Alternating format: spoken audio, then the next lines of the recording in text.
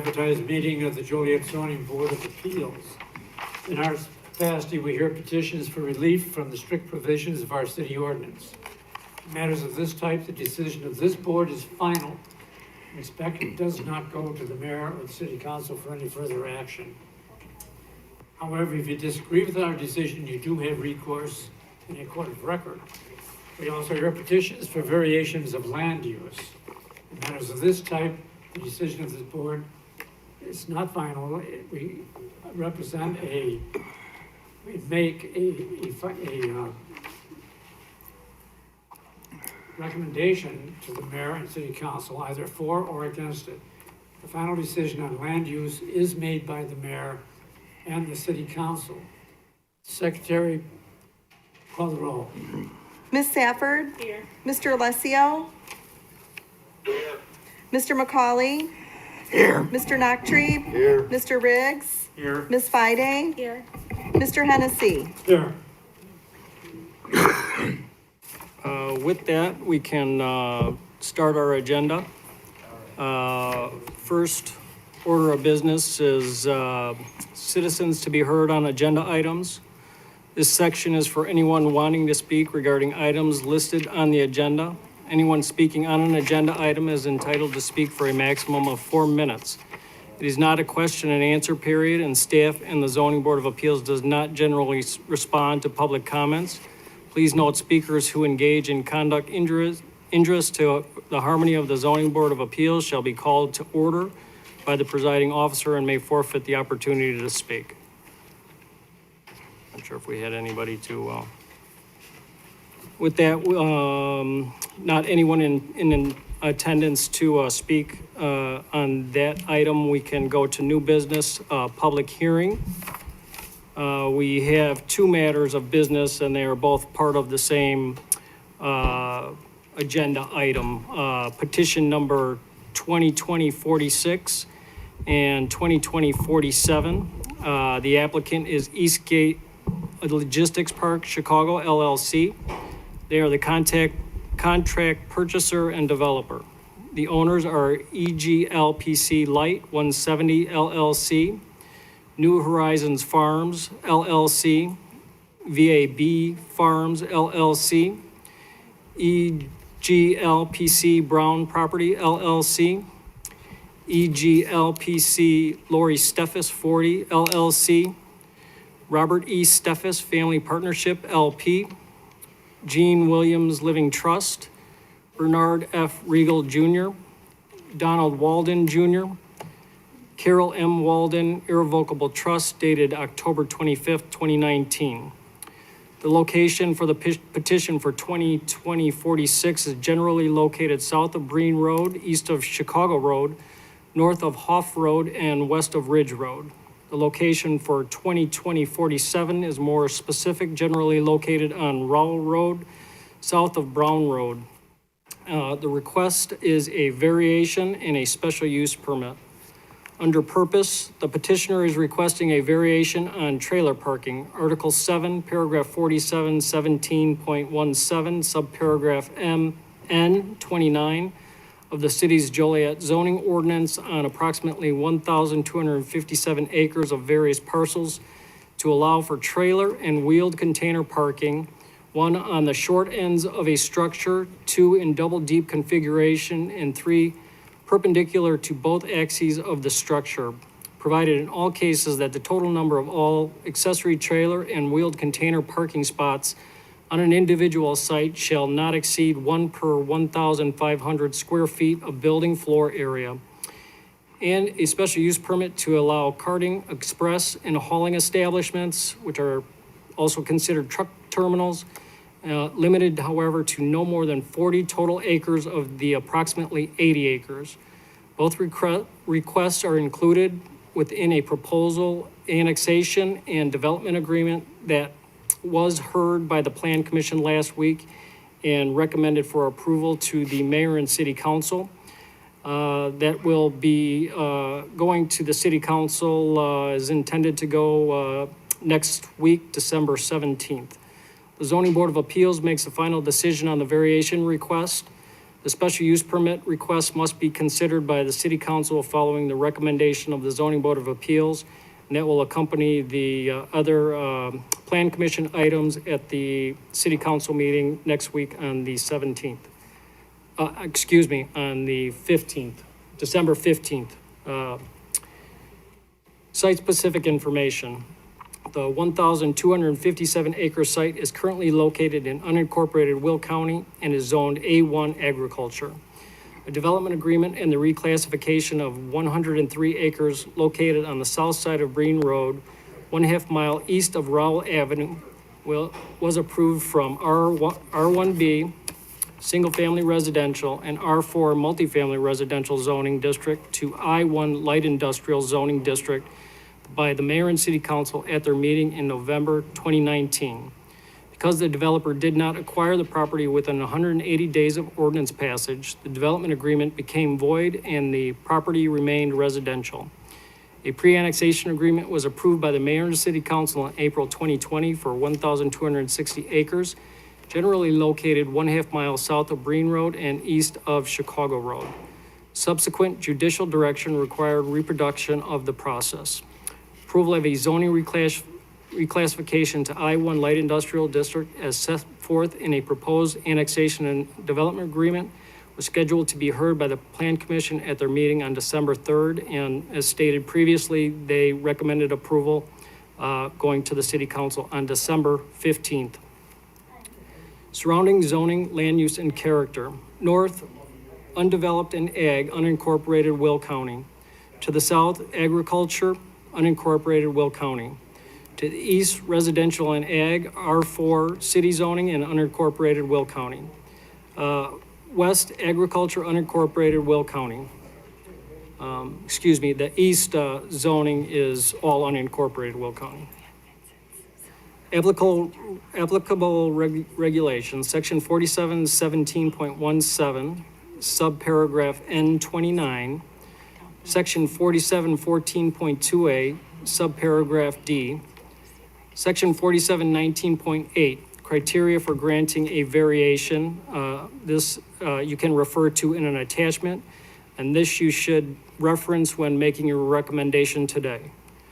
Section 47.5.2C, criteria for issuance of a special use permit, and you could again refer to another attachment, and again, this should be referenced when you make your recommendation today. Under discussion, the former boundary agreement between the city of Joliet and the village of Elwood expired in December 2019 and has not been reestablished. The petitioner is requesting approval of a zoning reclassification as required for city council to enter into an annexation and development agreement near the intersection of West Manhattan Road and South Rowell Road. And you could see the attached area maps in your agenda. The annexation and development agreement and zoning reclassification would establish conditions for the approval of annexations, future zoning reclassifications, and development of the property with a future multi-phase industrial park. The properties in question are either owned or under contract by the petitioner to purchase.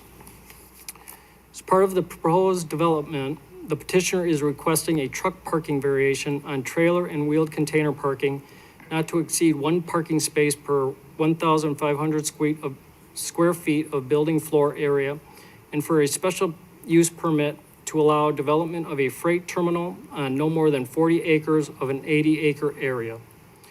If approved, the variation on truck parking could be utilized on the 1,257 acres, but the special use permit for the terminal use would be specific to the area generally located west of Rowell Road and south of Brown Road. There are no known users for these requests as of the writing of this staff report. The developer shall comply with the landscape requirements established by the city at the time the property is developed. Such requirements being currently set forth in section 47-15E of the zoning ordinance. Additionally, a 60-foot wide berm adjacent to existing residential properties that includes landscape material that meets the city's landscape ordinance will be required. Objectionable use restrictions will also be enforced adjacent to existing residential uses. Future exterior lighting will be mounted parallel to the ground and perpendicular to the wall or poles and not tipped up or mounted higher than 30 to 35 feet. Exterior fixtures shall be cut off luminaires as recommended by the dark sky or green globe guidelines. Minimize glare while reducing light trespass and sky glow is the intention there.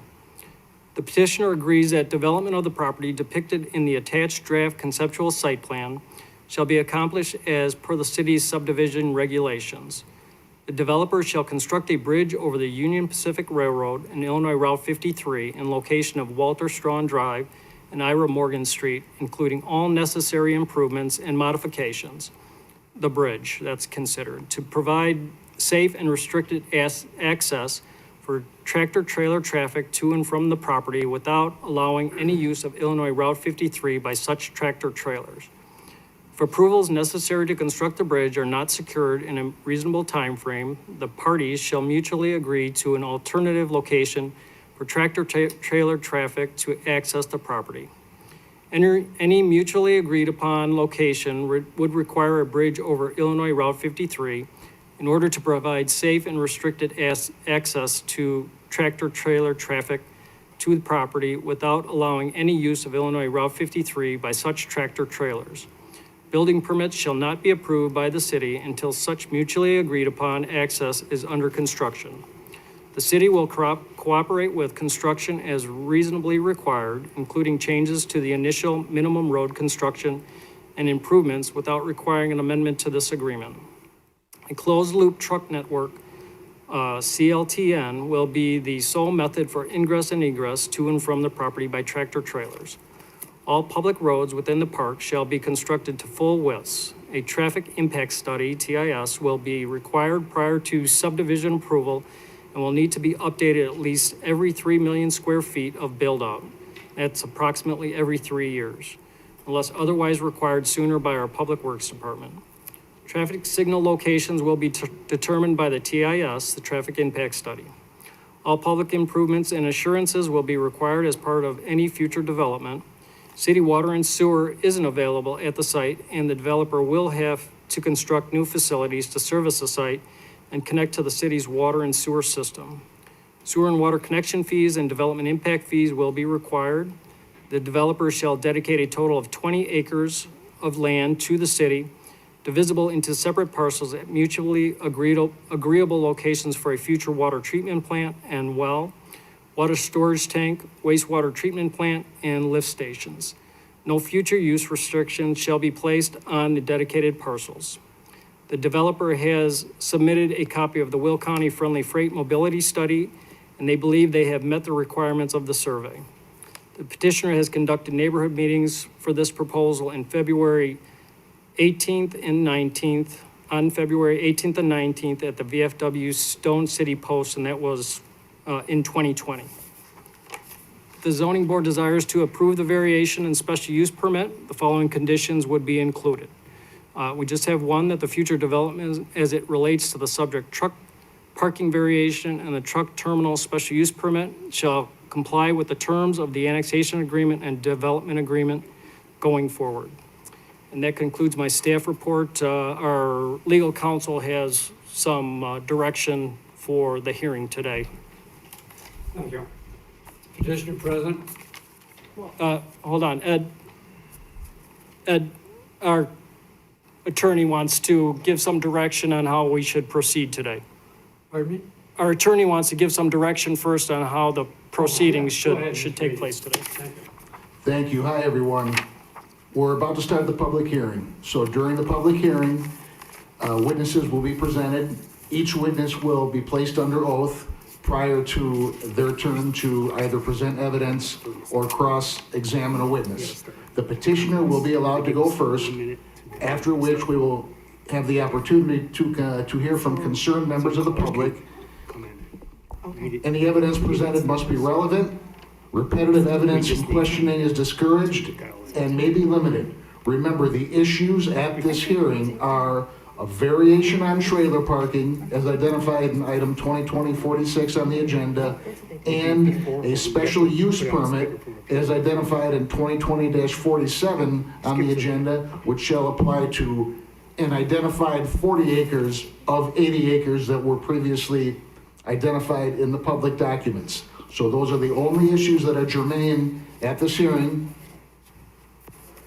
And I think we have one person here in person we'll go ahead and start with.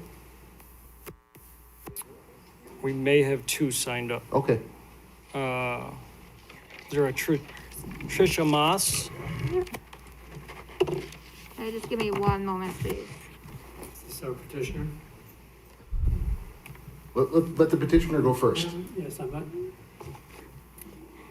Have to be sworn in. Ed's gonna dial, or Rich is gonna dial them in first, the petition. Hi, this is Tom George. Are you ready for me? Says petitioner. Yeah. Sir, I must swear you in. Do you swear the evidence you're about to present is the truth under penalty of law? I do. Name and address, please. Tom George, 418 South Nawada, Mount Prospect, Illinois. Do you have any comments you'd like to make, sir? Sure, I'd like to do a little presentation on what it is we're here to talk about. If you could go to the next slide, please. And there you have my name, and I'm with North Point. Next slide, please. So just going to give a little bit of background on the park. You may have heard some of this in some of the other meetings, but maybe not. So basically, the reason for the park is two intermodals that are located, one in Elwood, one in Joliet. The first one constructed around 2000, the second one constructed around 2007. They are the end of the Southern Transcon that you see there. The Southern Transcon is the superhighway, rail superhighway that connects the country's largest seaport, LA Long Beach, directly to Joliet. So this is the end of a pipeline that begins in the Far East. LA Long Beach is the closest port to the Far East. So typically ships are offloaded there, containers are taken off of ships, put on trains, put on the Southern Transcon. Basically their next stop is Chicago, actually Elwood. So that was a $20 billion undertaking that commenced with the development of the park in Elwood by the BNSF, and has continued up through the development of the park by the UP. So this pipeline is bringing these containers to the Will County area and ever increasing them. The original park, the BN intermodal was, their goal was to be around 1 million lifts. Now they just expanded their facility to be able to go to 1.5 million. And of course, the Joliet UP Park continuing to grow, with the UP having shut their other intermodal and redirected all their international traffic. So this superhighway is a double-track, double-stack connection to the Port of LA. At any point in time, there are over 300 trains on the track, traveling typically 70 miles an hour. These trains range anywhere from 4,000 feet to roughly 12,000. Next slide, please. So this was the original end of the line, the Burlington Northern Santa Fe Intermodal Yard in Elwood, which, as I said, was just recently expanded. All those small, tiny little colored boxes you see are all containers, which will all turn into freight.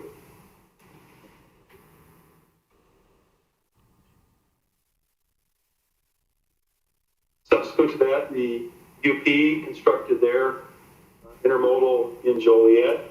And again, each of those little colored boxes will turn into.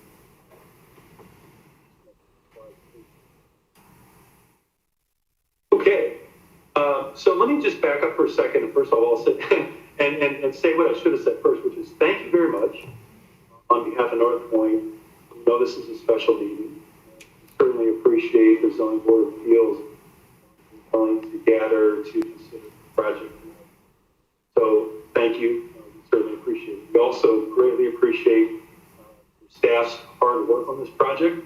As you can tell by the length of that staff report, There's a lot involved here, and they have really done a fantastic job. So that was just a little bit of background on the park. There's one other sort of major component that you should be aware of if you're not, and that is that the park is based on the concept of a closed loop truck network, CLT, mentioned in your staff report. The idea is that this park will be directly connected to the intermodals, and all truck traffic to this park will only go and come to the park via that connection to the intermodals. So the idea of this park is to take truck traffic off of Route 53, to no longer add trucks to that horrible situation where 53 connects to 80 and then goes underneath different railway tracks. So the premise of this park is the closed loop truck network. And the other thing that's important about the premise of this park is, again, it is the end, as Joliet is the end of the Far East pipeline to the center of the United States, to one of the largest concentrations of population. That also means it's the beginning of the reverse pipeline. In other words, product that we make, that we manufacture, that we grow, can enter that pipeline right there in Joliet, which is a tremendous benefit for local farmers, for local manufacturers who have the closest access to this pipeline that goes back to the Far East for beef, for pork, for grains, for raw materials, for finished goods, automotive parts, all types of things, can enter that pipeline right here. They don't like to send those containers back empty. And we as a country, we as a state, we don't want to send those containers back empty either. We want Illinois products going into those containers, creating jobs for Illinois, creating income for our farmers. So again, this pipeline ends here and also. So now I'm going to talk a little bit about the justification for the variation for additional trailer parking. Buildings have grown in capacity significantly since the ordinance was adopted by Joliet, controlling trailer parking somewhere around 2000. And what you should see on the screen right now is a cross-section of a building. This building is a building that was actually constructed in Rockburn in 2005 when this ordinance was being adopted. And the buildings at that time were roughly 480 foot deep and 30 foot clear. So the building that was actually built when this ordinance was going into place had 10,800 cubic feet of volume per lineal foot of building. You can go to the next slide. So this is where we are today. Today we're building the buildings 40 foot clear, and we're building them 570 foot deep. They still have that same 60 foot of staging room on both sides of the building where the product is brought into the building, so nothing is stored in that first 60 feet. That's just for the forklifts to run around. But the remaining 450 feet is now stacked 40 feet high. That's 18,000 cubic feet compared to 10,800. So we have a 67% increase in the volume of a contemporary building per lineal foot of building. That creates a tremendous additional requirement for truck docks. Every bit of product comes in and goes out to the trucks. And so we need, because we have more volume, we need more dock capability. Because we need more dock capability up against the building, we have fewer opportunities for trailer storage. So in the past, we would store trailers up against the building and then across the truck court from them. But now we need the building itself, more docks, and you need a certain number of trailer spots per dock. Secondly, the continuing driver shortage has, coupled with the reduction in work hours, drivers' work hours are limited, that has pushed transportation companies to minimize the amount of time drivers spend at the building. Also, the rapid adoption of optimization technology that allows the operators of the building to optimize where they store product in the building and exactly how they load every trailer. And that adoption of that technology has allowed them to increase the efficiency of how they load trailers to get more product in a trailer, therefore reduce the number of truck trips required to serve a building. Next slide, please. So this is an interesting slide. It shows how the truck traffic for a 1 million square foot building has dropped. Now, this slide is from the Institute of Traffic Engineering, not something that North won. Well, in the 2012 edition, they figured 640 truck trips to service a 1 million square foot building per day. In 2016, that dropped to 455. In 2019, IDOT agreed with us based on the study that they would drop it to 340. But in 2020, ITE published a new study dropping it to 220 truck trips per day for a 1 million square foot building. So roughly a third of the number of trucks are required per day to serve a 1 million square foot building. Now remember, that building also has 67% more products stored in it. So this is owing to technology. That's what is leading to us wanting to make sure we don't under park the buildings. Trailer, I'm sorry, I said storage, but I mean parking. So trailer parking is critical. So the increased trailer parking is an outgrowth of the increased number of docks required on the building, this continuing driver shortage, and the optimum adoption of options. There's an additional need that's very particular to our location. That's because we're going to be servicing the intermodals. An intermodal train, an 8,000 foot train can carry up to 480. And once each one of those containers is loaded onto a chassis, it becomes a train. It is possible for a single building operator to have hundreds of containers show up on the same train. Basically, if your ship came into LA with your containers for this month, they may all be loaded onto one train. They may arrive in Elwood or Joliet the same day. And you have 72 hours to have all those containers out of the way. So it's possible that a building operator could end up with literally hundreds of trailers that we deliver to their facility all at the same time. So I'm going to show you a few facilities here. If you could go to the next slide. Now, all these buildings that we're going to see would not meet the trailer parking code currently in the I-1 district. So this is Dollar Tree in Joliet. See that they have a double row of trailers. They have one across from the dock, and then they have another double row beyond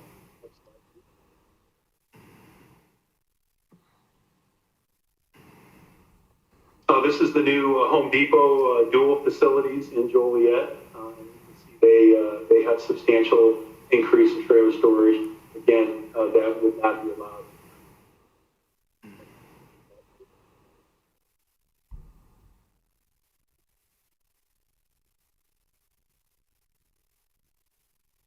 These are facilities that sit side by side in Bolingbrook. Again, double rows.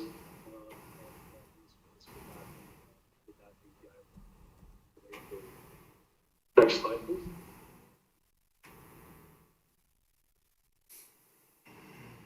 This is the new Mars facility in Joliet. Again, similar situation.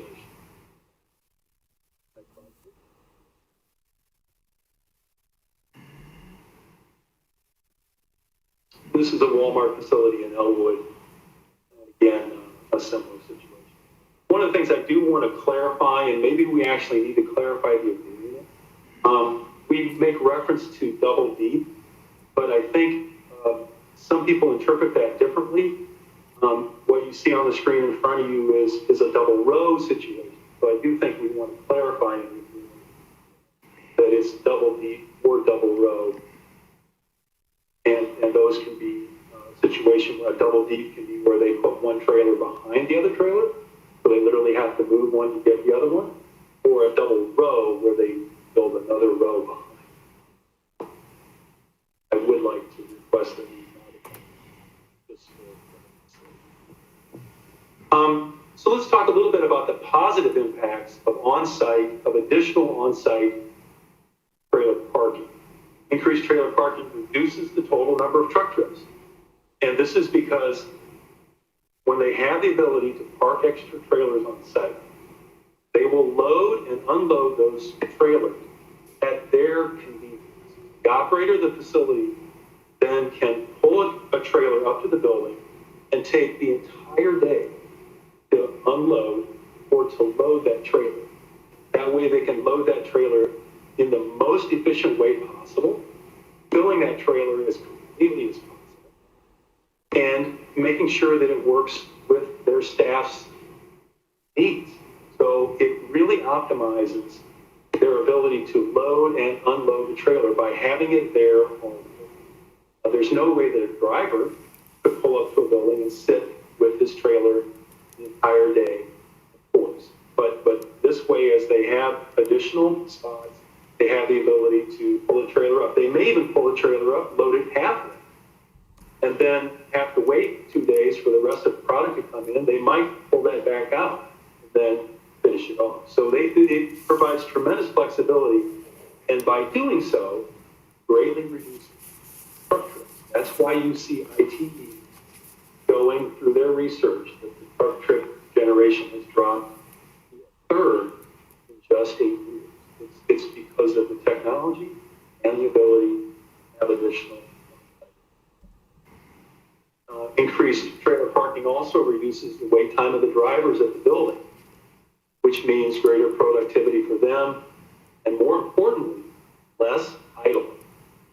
So a truck that pulls up to a building and waits to be loaded or unloaded typically idles while they're there, especially in the winter. So this is an important aspect. So all of the above lead to lower costs to the consumer, greater efficiency, reduces cost. Transportation is the largest cost component for most products. So it allows the transportation company to charge less, be able to drive there, drop a trailer, pick up another one. It generates lower amounts of traffic. It lowers the amount of maintenance required on roads. And it lowers the amount of emissions through the reduction in truck trips and the reduction in idle. This is a win-win. An additional but maybe less obvious benefit of the increased amount of trailer parking on site is that these sites have more flexibility to meet the future needs of the economy and the community. Sites have more land available to expand the building, to add parking for more intense value-add operations such as manufacturing, to adapt to changing technology such as autonomous vehicles, and to otherwise avoid the pitfalls of sites that are over-improved and lack this flexibility. So practical difficulties that will be experienced to allow the relief of the variations sought. Contemporary buildings have increased dramatically in volume per lineal foot of dock wall. Maintaining the strict enforcement of the code with the quality of the proposed buildings. Maintaining strict enforcement of the current code will result in an increase in traffic generated by the proposed building and the business park, and lead to hardships for the environment, tenants, neighbors, and the area. Maintaining strict enforcement of the current code will also create practical difficulties for building operators who receive containers in waves from the adjacent intermodal facility. Without the relief of the variation, the proposed buildings and business park cannot yield a reasonable return, as building operators will experience increased transportation costs, and therefore seek other facilities that don't have these. Circumstances of the proposed buildings and business park are unique in that 100% of the proposed buildings will be built to the current market requirements, approximately 7% volume of storage per lineal foot. Proposed buildings in the business park will be directly connected to the nearby intermodals and therefore subject to large spikes. The variation that's sought will not alter the character of the locality, as proposed buildings will be developed in a master plan business park, which will maintain the same architectural and site development standards throughout. And I do want to point out that not a single variation has been sought in landscaping, building aesthetics, infrastructure standards, or any other aspect. This is the only variation that we have seen. In fact, we have proposed several enhancements to the development requirements for the I-1 zone. If you could go to the next slide.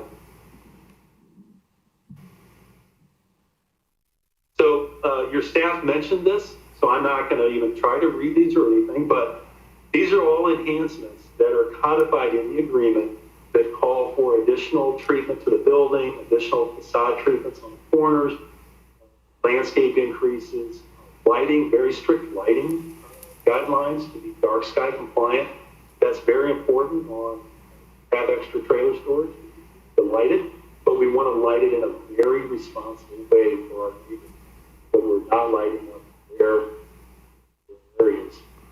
That'll also be true in the special use. Next slide, please. And these just go on with codifying all of these requirements to be very responsible in how to develop the property. Next slide. And next slide. We will be putting electrical vehicle chargers, as you saw. We have very strict requirements for fencing. Again, with a larger site, fencing will come into play, so we have very strict requirements for ornamental fencing when it faces a right of way. Otherwise, black vinyl coated. So no razor wire. We do want to very aesthetically pleasing. Next slide, please.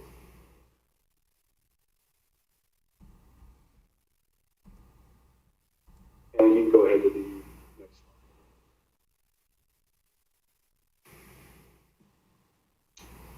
slide. Okay, so that's the variation request. Now I'm going to spend just a couple minutes on the special use.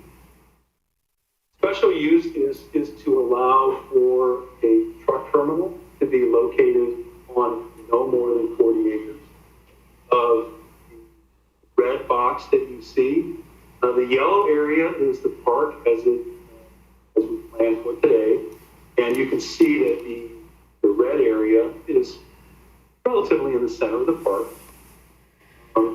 That's where we wanted to put this use.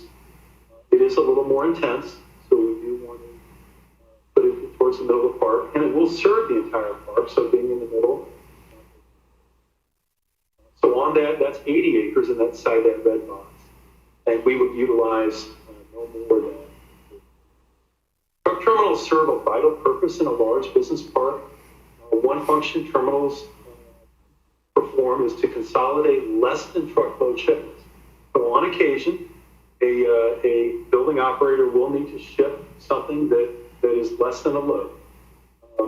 They can send that out in a truck that's only partially loaded, or they can consolidate that inside the park through a terminal operator who will come and pick that up inside the park, bring it to their facility, park, consolidate it into a full truck with other folks' partial loads inside the park, and again, send out the most efficiently, completely loaded trailer that they can. This has that same benefit of reducing the number of trucks that leave the park, reducing the amount of road maintenance, reducing the cost of the product to the consumer, and reducing emissions through reduced truck trips. Terminal companies also fulfill one other, or they can fulfill many tasks, but one other thing they do is to re-aggregate loads that maybe do not need to be stored. So a container may arrive at the port, may not need to be stored, but may need to be aggregated. This is especially true of just-in-time. The product products that are coming to the Ford Motor Plant, the Belvedere Plant, places like that, where the parts are coming in, it's just in time. They need to be sorted, put into different trailers, and sent directly on their way to arrive at the manufacturing facility. This is performed by these companies, and it allows facilities all over northern Illinois to be able to deliver their parts here, to be shipped throughout the country and the world, and vice versa. Companies throughout the world that ship their parts here to be manufactured and assembled here in Illinois. So it's a very important function that they perform. Given the previously mentioned pipeline, that the pipeline ends here and starts here, this function that these terminals perform is vitally important for this area as it fosters the type of jobs that those functions. Okay, if we can show a few slides next, if you can go to the next slide, and we'll look at just a couple, 3 terminals. This is a terminal in Bolingbrook. The key to a terminal is it's a narrow building. Again, this is for product that does not need to be stored. It's brought here and consolidated into a full load or re-aggregated into multiple. Next slide, please.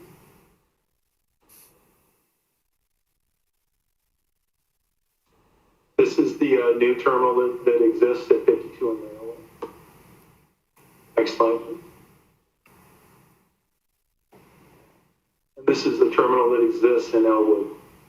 So, again, and we don't have a site plan for this special use permit, which is not atypical. We have certainly done entitlements in other locations where we have restrictions without a specific plan. So, here is the same case, but terminals are all generally similar. They're relatively narrow buildings with a tremendous amount of truck and trailer capability to be able to swap it. So the establishment, maintenance, or operation of a special use will not be detrimental to or endanger the public health, safety, morals, comfort, as it will be adequately segregated from existing other plant uses, while also reducing truck traffic. The proposed uses and reducing emissions. Special use will not be injurious to the use and enjoyment of other property in the immediate vicinity. Purposes are already permitted. Repair or impair the property values within the neighborhood, as it will be located internally. The establishment of the special use won't impede the normal and orderly development and improvement of the surrounding property that are permitted in the district. Enhance the development improvement by fulfilling a vital function developed with the enhanced development standards that are included in the agreement for landscaping, fencing, paving, and lighting.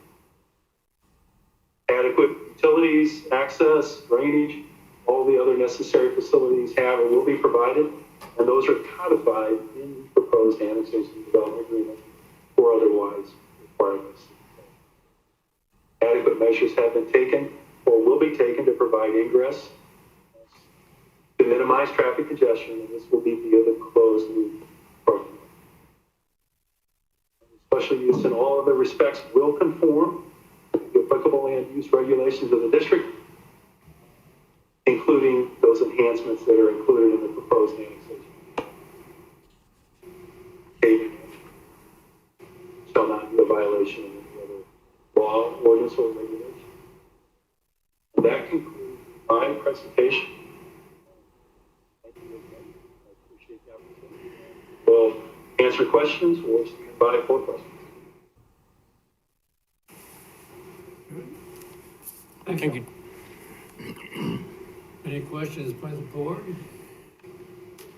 Yeah, I have a couple. When is this proposed bridge supposed to start construction? It's going to go over to, Route 53 on into Center Point. Well, we don't have the answer for that, but that's a very critical ongoing effort. But we don't have the answer for it. All right, are you gonna be constructing warehouses in there prior to that bridge being, in place? No. The agreement specifically prohibits that.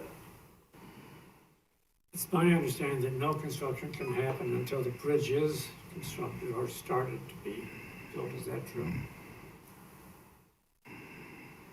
I'm sorry, I couldn't quite hear you. Was there a That the question? bridge must be built first. Isn't that a condition? Yeah, I believe that there's very specific wording in the agreement, and I can't quote it exactly, but I believe it says the bridge needs to be underway before any building is started. And completed By the board? before any building occupies.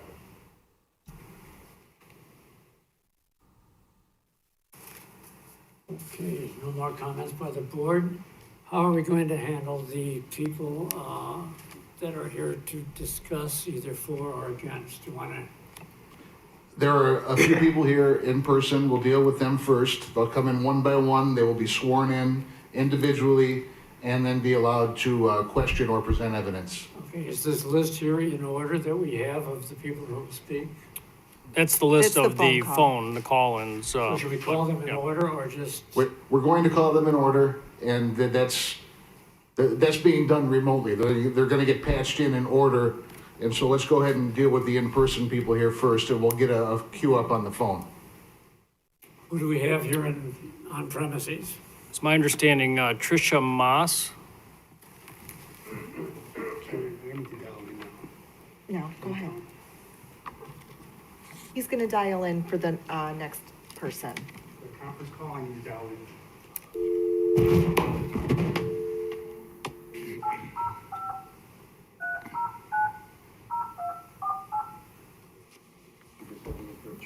Welcome to Vonage Conferencing. Please enter your In-person first. Please enter your host PIN. The conference is in presentation mode. There is one party in the conference. Sorry, I think you could go, Tricia, if you want to swear her in, Ed. Yeah.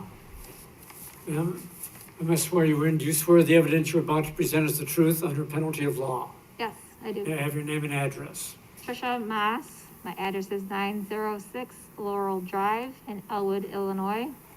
Okay, and speak into the mic, please. Okay, move it up. You can raise that if you wish. Okay. That's as much as it will go. It's my understanding there's not a time limit, is that correct? To speak? Ma'am, you'll be given a reasonable amount of time to present your evidence or make your comments, so please Okay. go ahead. Thank you. Okay, so I'm just reading off of the Will County Community Friendly Freight Mobility Plan. Just, not all of it, just highlights of it.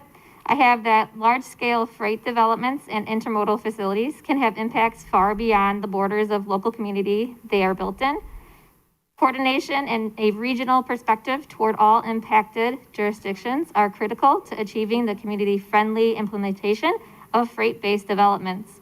The review of a new development requires the coordination of the local community, developer, and other jurisdictions evaluate the potential benefits and impacts of the proposed facility.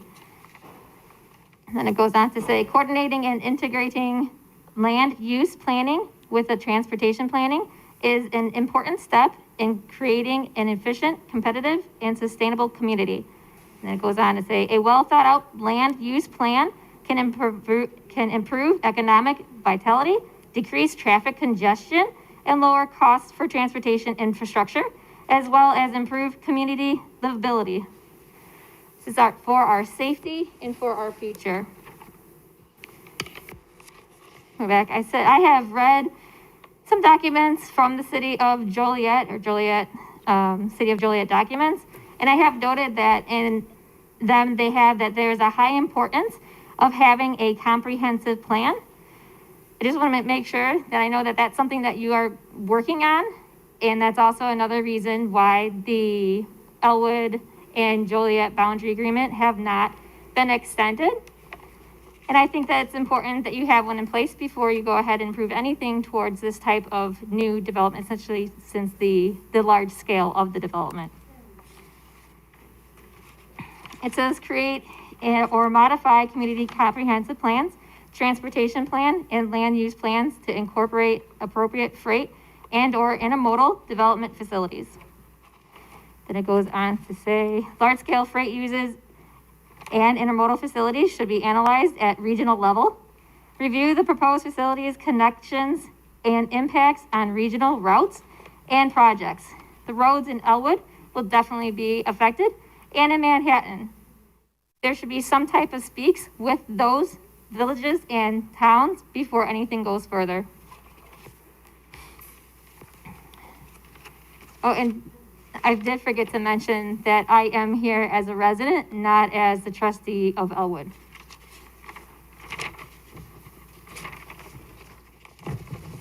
Furthermore, for the friendly freight community plan, it does identify land use conflicts with incompatible uses such as residential, and also identify significant noise, vibration, traffic, air, or light impacts. That bridge that is supposedly in question at this time, it does affect the Elwood folks. The roads that are there are buildings, there are houses that are near that large development. It says it's in their backyards, and houses and roads next to development will be affected, and their safety will be too. And regarding for safety, it says include appropriate law enforcement and fire protection districts in the review of the site plan. When I had spoke to my chief for the village of Elwood, he said he hasn't spoken to them since 2017, or that was the last time was the Elwood planning and zoning. I think it's really important that there needs to be some type of communication before anything gets approved. It says coordinate specialized requirements and training needs of freight developments such as hazardous materials, handling, storage, and transportation with local law enforcement, fire protection districts, and road maintenance departments early in the planning process. And I do know that North Point Development representatives have noted about how they have went ahead and they did this evaluation or questionnaire, I should say, for the friendly freight mobility plan, but they haven't gone through it. I have done this a few times before, and I just don't see this being a passing grade. So if they could go through all those questions, I believe it would be beneficial to making a decision. Would they be able to do that? Can North Point go ahead and answer those questions to reassure us that this would not fail, that it would pass? Yeah, we went through every question and provided answers to every question. Would that be for public knowledge as well, for the communities?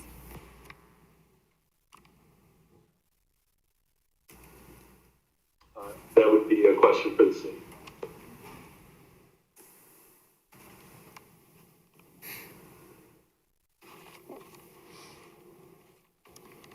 Well, according to the friendly freight mobility plan, if that's not going to be answered, the development is not close to the rails per the friendly freight mobility study. This will be a burden to truck drivers as well as the residents of the area. They don't know where to go now. There are wayward trucks in our towns, and you're going to add to this. I do not think it's a responsible decision to do. And then how many taxing bodies are against this development? Several. Why would this be something that we would want to approve if the taxing bodies are not agreeing with this development?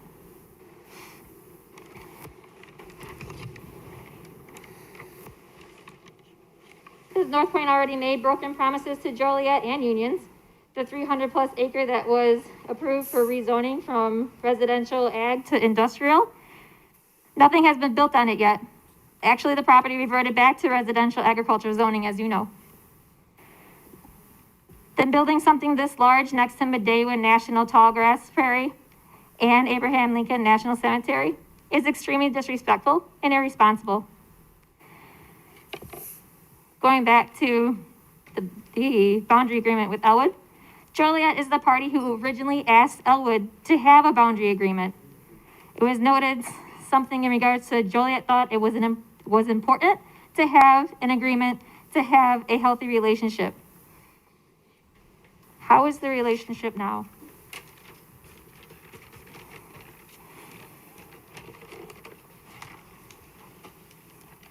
We mentioned that the bridge has not been approved. I don't know how this could go any further.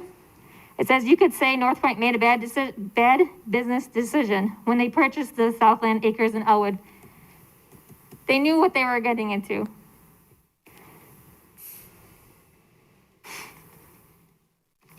And then they're saying about the closed loop. How do they actually get to the park?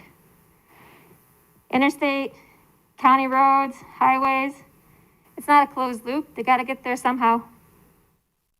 Just going to cause more wayward trucks, which endangers our safety in our communities.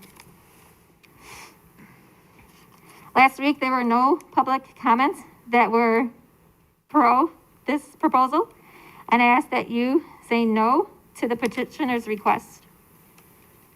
Thank you for your time. Thank you.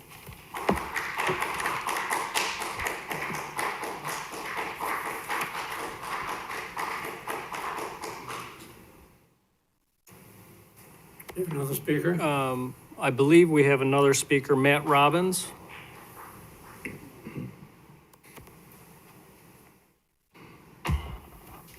Good evening. I swear you in, sir. Do Sure.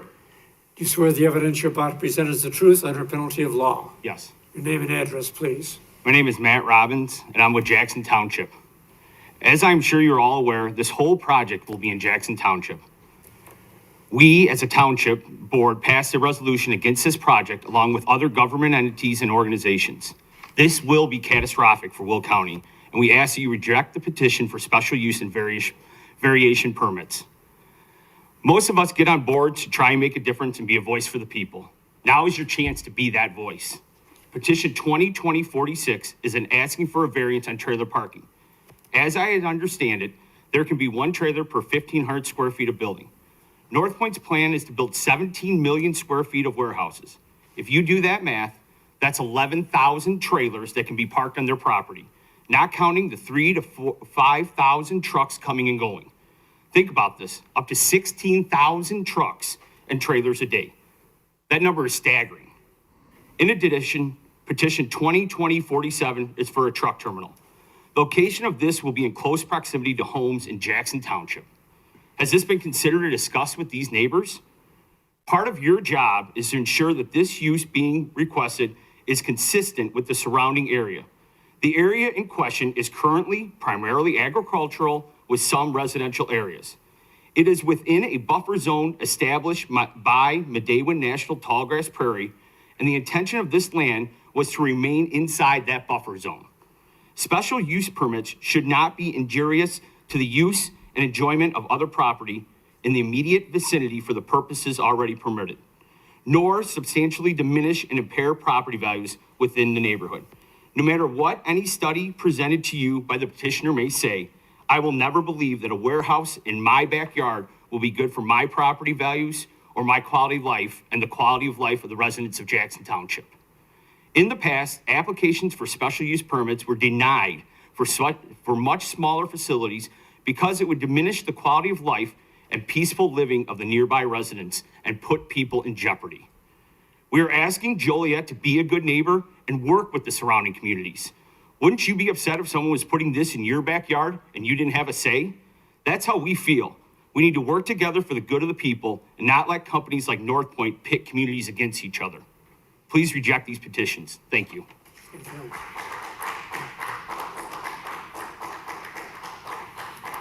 An audience. Do we have any more people here? There are some more speakers here. There are, okay, They're coming over. I don't have their names.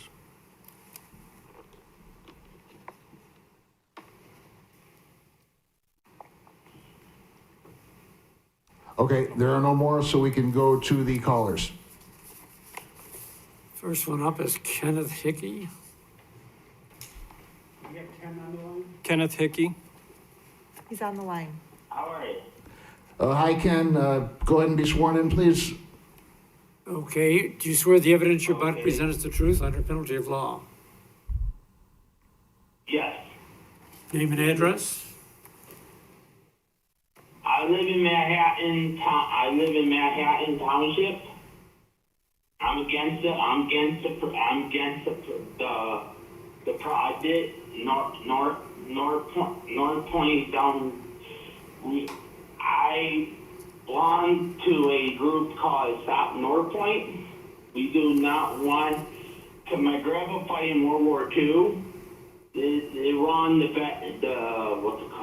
veterans and Route 56 getting torn down by North Point, cause we don't want this project, cause people in Manhattan Township we have great concerns on the road, cause we can't handle the infrastructure on more warehouses. We have enough warehouses in the Will County area. We don't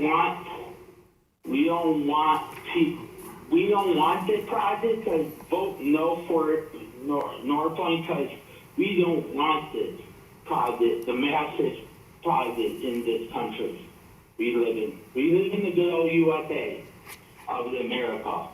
We don't need we do not want North Point in our backyards. Cause I belong to Stop North Point, cause people need to understand, cause we don't have the infrastructure. We don't have the roads is terrible and other stuff. Cause I belong to the group, I stand up for other residents of Manhattan, Elwood, and other stuff. You work for us. You don't work for a North Point development down in Kansas City, Kansas. Because people have to understand the infrastructure is not here for our town. Because our town don't need to get destroyed by North Point. Because people have to understand. We against the project because my grandpa fought in World War II. Because people need to listen to us, listen to the residents of Manhattan, Elwood, and other townships around the area. So people have to understand.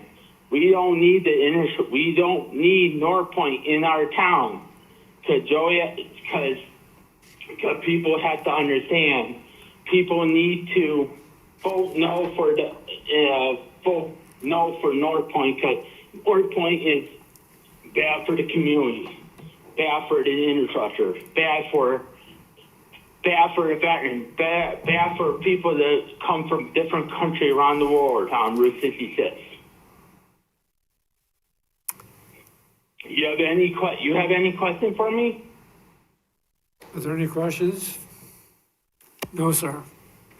You have any questions about anything? No, sir. Okay, we need you need to vote no for North Point, because we don't need North Point in our town, because we don't want our town to get destroyed by North Point, because the people have to understand, this is actually, this country we live in is the proud America we live in.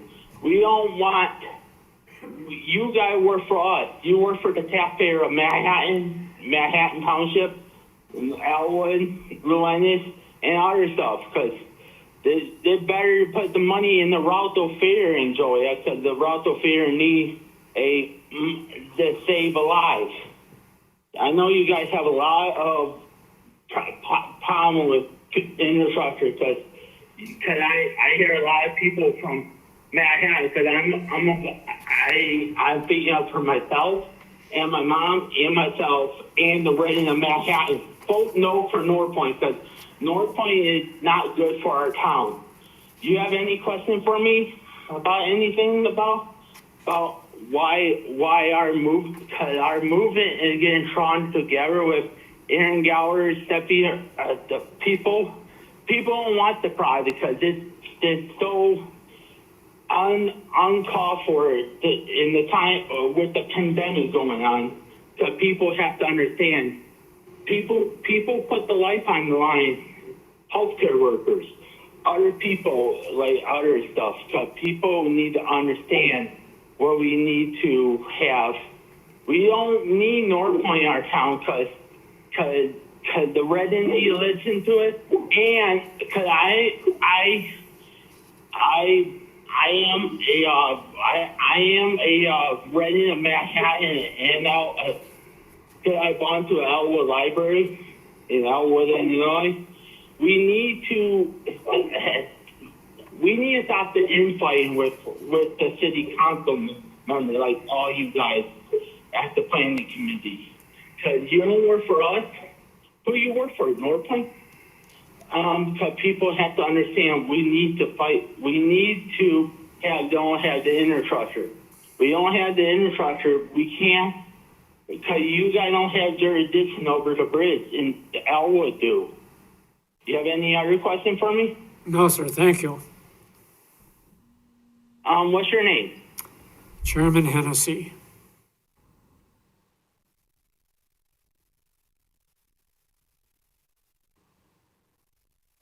Thank you for your comments. You hear me? Yes, sir, I'm thanking you for your comments. And you don't listen to the resident. You don't listen to the resident of Manhattan and Elwood. Vote no for North Point because we don't need it. We don't need it. We don't need North Point in our town. And screw you, Tom George. Okay, you too, Tom that's it. George. Cut it off. Next caller.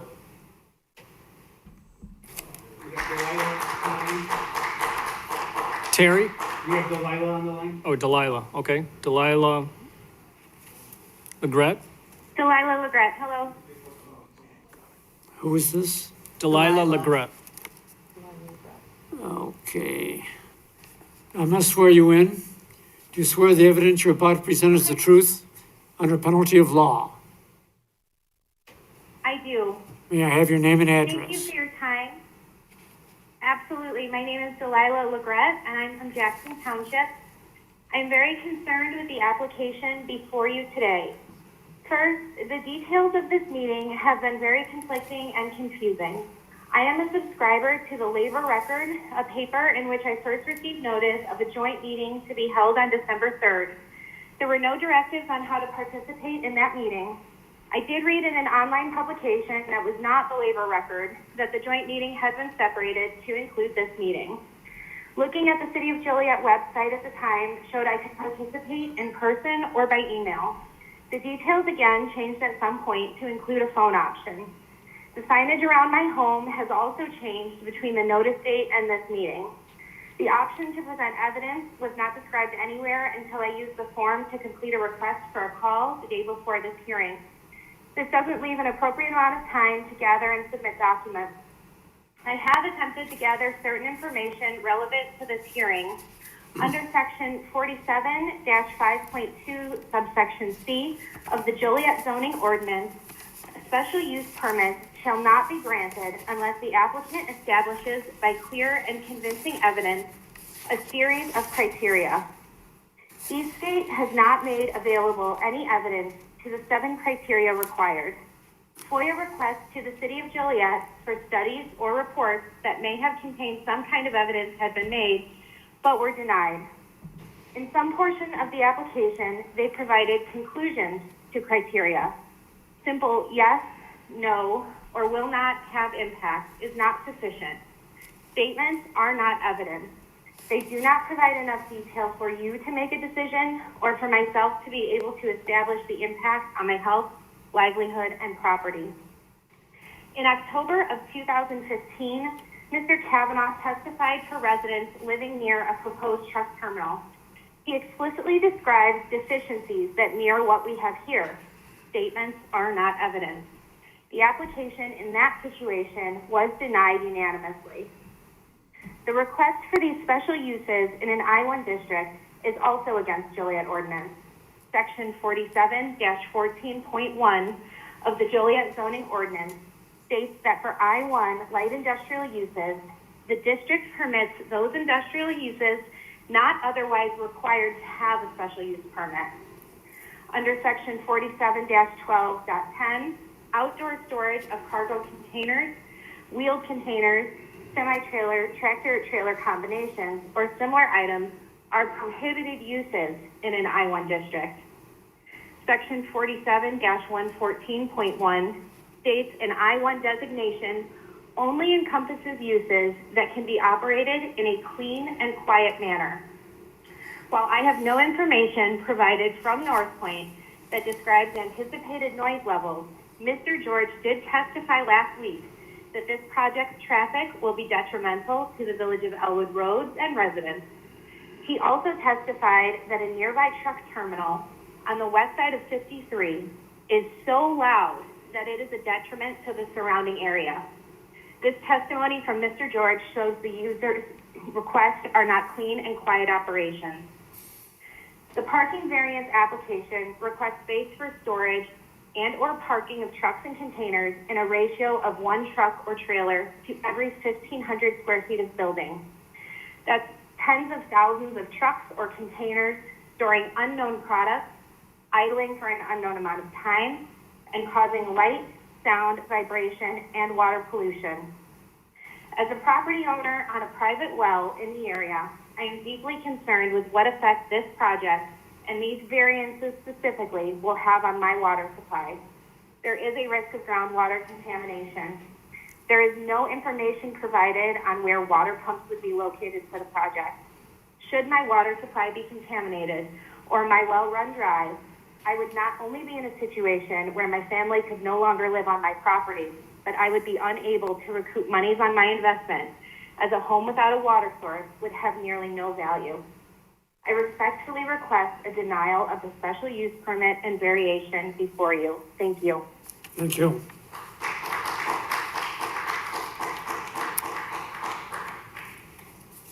You got Stacy on the line?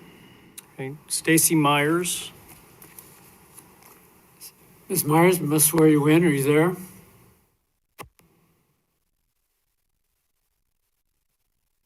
Stacy Myers?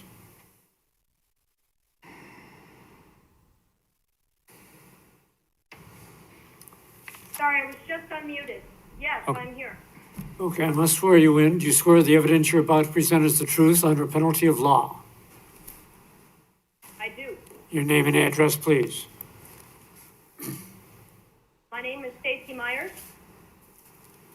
and I am Open Land Senior Counsel. Good evening. Good evening. May I proceed? Yes, go ahead, please.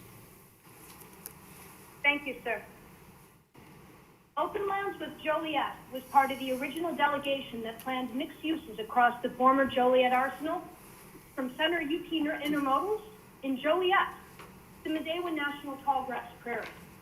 We and our members use, enjoy, help steward, and connect people to Medewan and frequent it along with the numerous interconnected natural areas. We have worked in Jackson Creek, which this city has an ordinance to protect. We advocate for agricultural businesses and residents, for the value of their farmland, their historic and cultural significance, their right to choose to exist as a rural community, and as a vital buffer to Medewan's globally important habitat. We gathered support for near $8 billion in transportation improvements alongside of you, so freight complements rather than undermines this area. North Point threatens all of us, needlessly sacrificing health, homes, properties, livelihoods, the general welfare of communities, and natural resources. Eastgate has failed to meet its burden to satisfy your required criteria. With its unsupported conclusions, sometimes answering with just one word, Eastgate has not, and by failing to conduct several requisite studies, cannot clear that hurdle with clear and convincing evidence. In fact, these special uses and variations before you, on their face, are unlawful under the Joliet zoning ordinance. A point for the record, please. We heard tonight that the Southern Transcon ends in Joliet. It does not.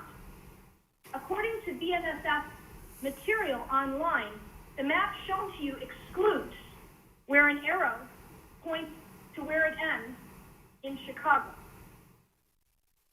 This is is also nothing new. The Atchison, Topeka, and Santa Fe Railway was chartered in 1859 to link Chicago to Southern California. Center Point UP North, last I understood, has a substantial number of acres that are still vacant. There is no evidence that a permit for parking the number of trucks, over 21,000, across the site is necessary. Also per the agreement, anything that requires a building permit cannot be built until after the bridge is under construction. Statements under FOIA have asserted, however, it still could be possible to lay infrastructure that does not require a building permit. I believe that was a question posed before the petitioner tonight. For 6 reasons, along with my written submission, which I request that you incorporate into the record and take notice of, Open Land urges you to vote no and reject the requested permits for special uses and variations as unlawful, unsubstantiated, premised upon erroneous zoning, and entwined in a fatally flawed annexation agreement. My evidence is this. The requested special uses and variations, as you just heard, are illegal. I will not recant section 47-14.1, where you cannot have a special use permit within an I-1 light industrial use. You just heard it. I will state, in addition to what was provided to you, those 2 sections prohibiting this, under section 47-14.10.4, outdoor storage of cargo containers, wheeled containers, semi-trailers, tractor-trailer combinations are, quote, prohibited uses in an I-1 district. These uses are only allowed in I-2 general industrial or I-3 heavy industrial districts. There's a reason why. The giant intermodal is not a light industrial use. And Tom George has said tonight that the truck terminal before you is even more intense. City Council voted down a much smaller truck terminal called Sun City in warehousing in 2015, seeking I-1 zoning. North Point could stage, as I said, over 21,000 truck containers across 1,260 acres with a proposed variation. That is not clean or quiet. Both the special use and variations would be next to residential uses, not only in the northeast corner, as Eastgate previously testified before the Plan Commission. A farmhouse would potentially be across from the proposed truck terminal. Also, induced truck and commuter traffic up to 53,000 cars and trucks per day will harm noise-sensitive uses like Medewin and our National Cemetery. Eastgate admitted under oath that it did not study the damage this induced traffic or any damage that North Point might cause to Medewin. This demonstrates that the truck terminal as a special use does not conform to the applicable land use regulations of the district in which it is located and is in violation of applicable ordinances. Eastgate has failed to meet its burden for a special use permit on this alone. The special uses and variations are bound to a fatally flawed agreement, which prescribes annexation of non-contiguous property. That is illegal. Speculative annexation outside the agreement does not make it legal. The lack of contiguity cannot be overcome by phasing the development because phasing, including the proposed variations and special uses, is implausible. The agreement scheme whereby northern parcels would be annexed, zoned, and in the Eastgate's words, developed first, is illusory because the agreement also prohibits any buildings, as you heard tonight, including container storage in a truck terminal, anywhere until a Route 53 bridge is under construction in the southern Phase 2 project area. So, Eastgate will need both the northern and the southern parts of the footprint before it can do anything with permits. That's why the proposed permits before you are for both phases. But necessary components for that are beyond Eastgate's control. Annexation, rezoning, and the Route 53 bridge will take well over a year by Eastgate's own admission. What is the timetable for your special uses and variations? When do they have to start? The mismatched timing is clear by looking at the ICC case and lack of any road design or engineering for the project. 3. Eastgate failed to request a petition required under section 47-15G.7 of the Joliet zoning ordinance for development activity in the Jackson Creek Preservation Area. This is a fatal omission.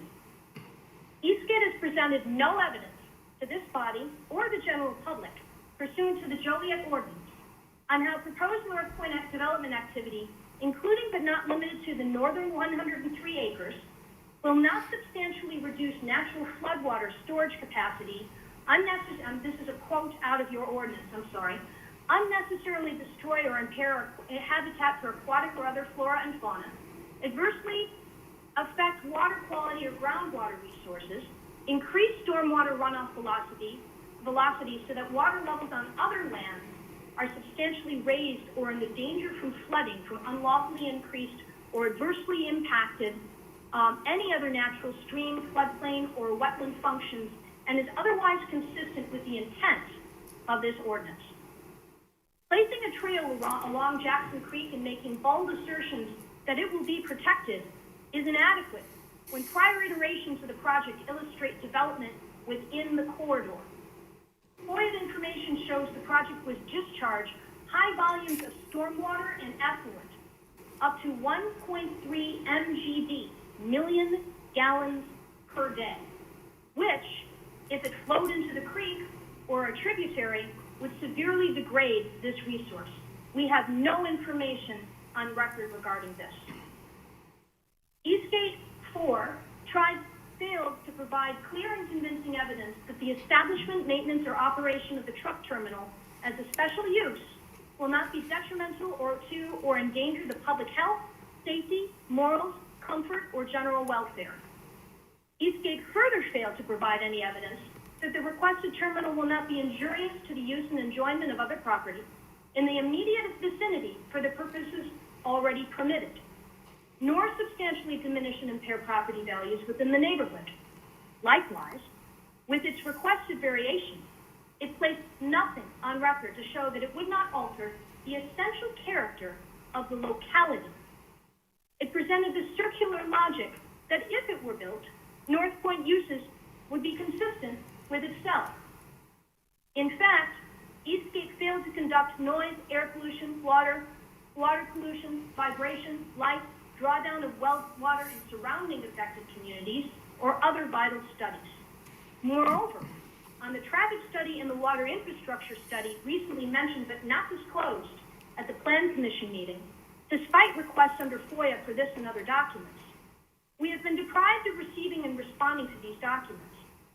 All that Eastgate has submitted are conclusions which cannot support an affirmative vote by this board.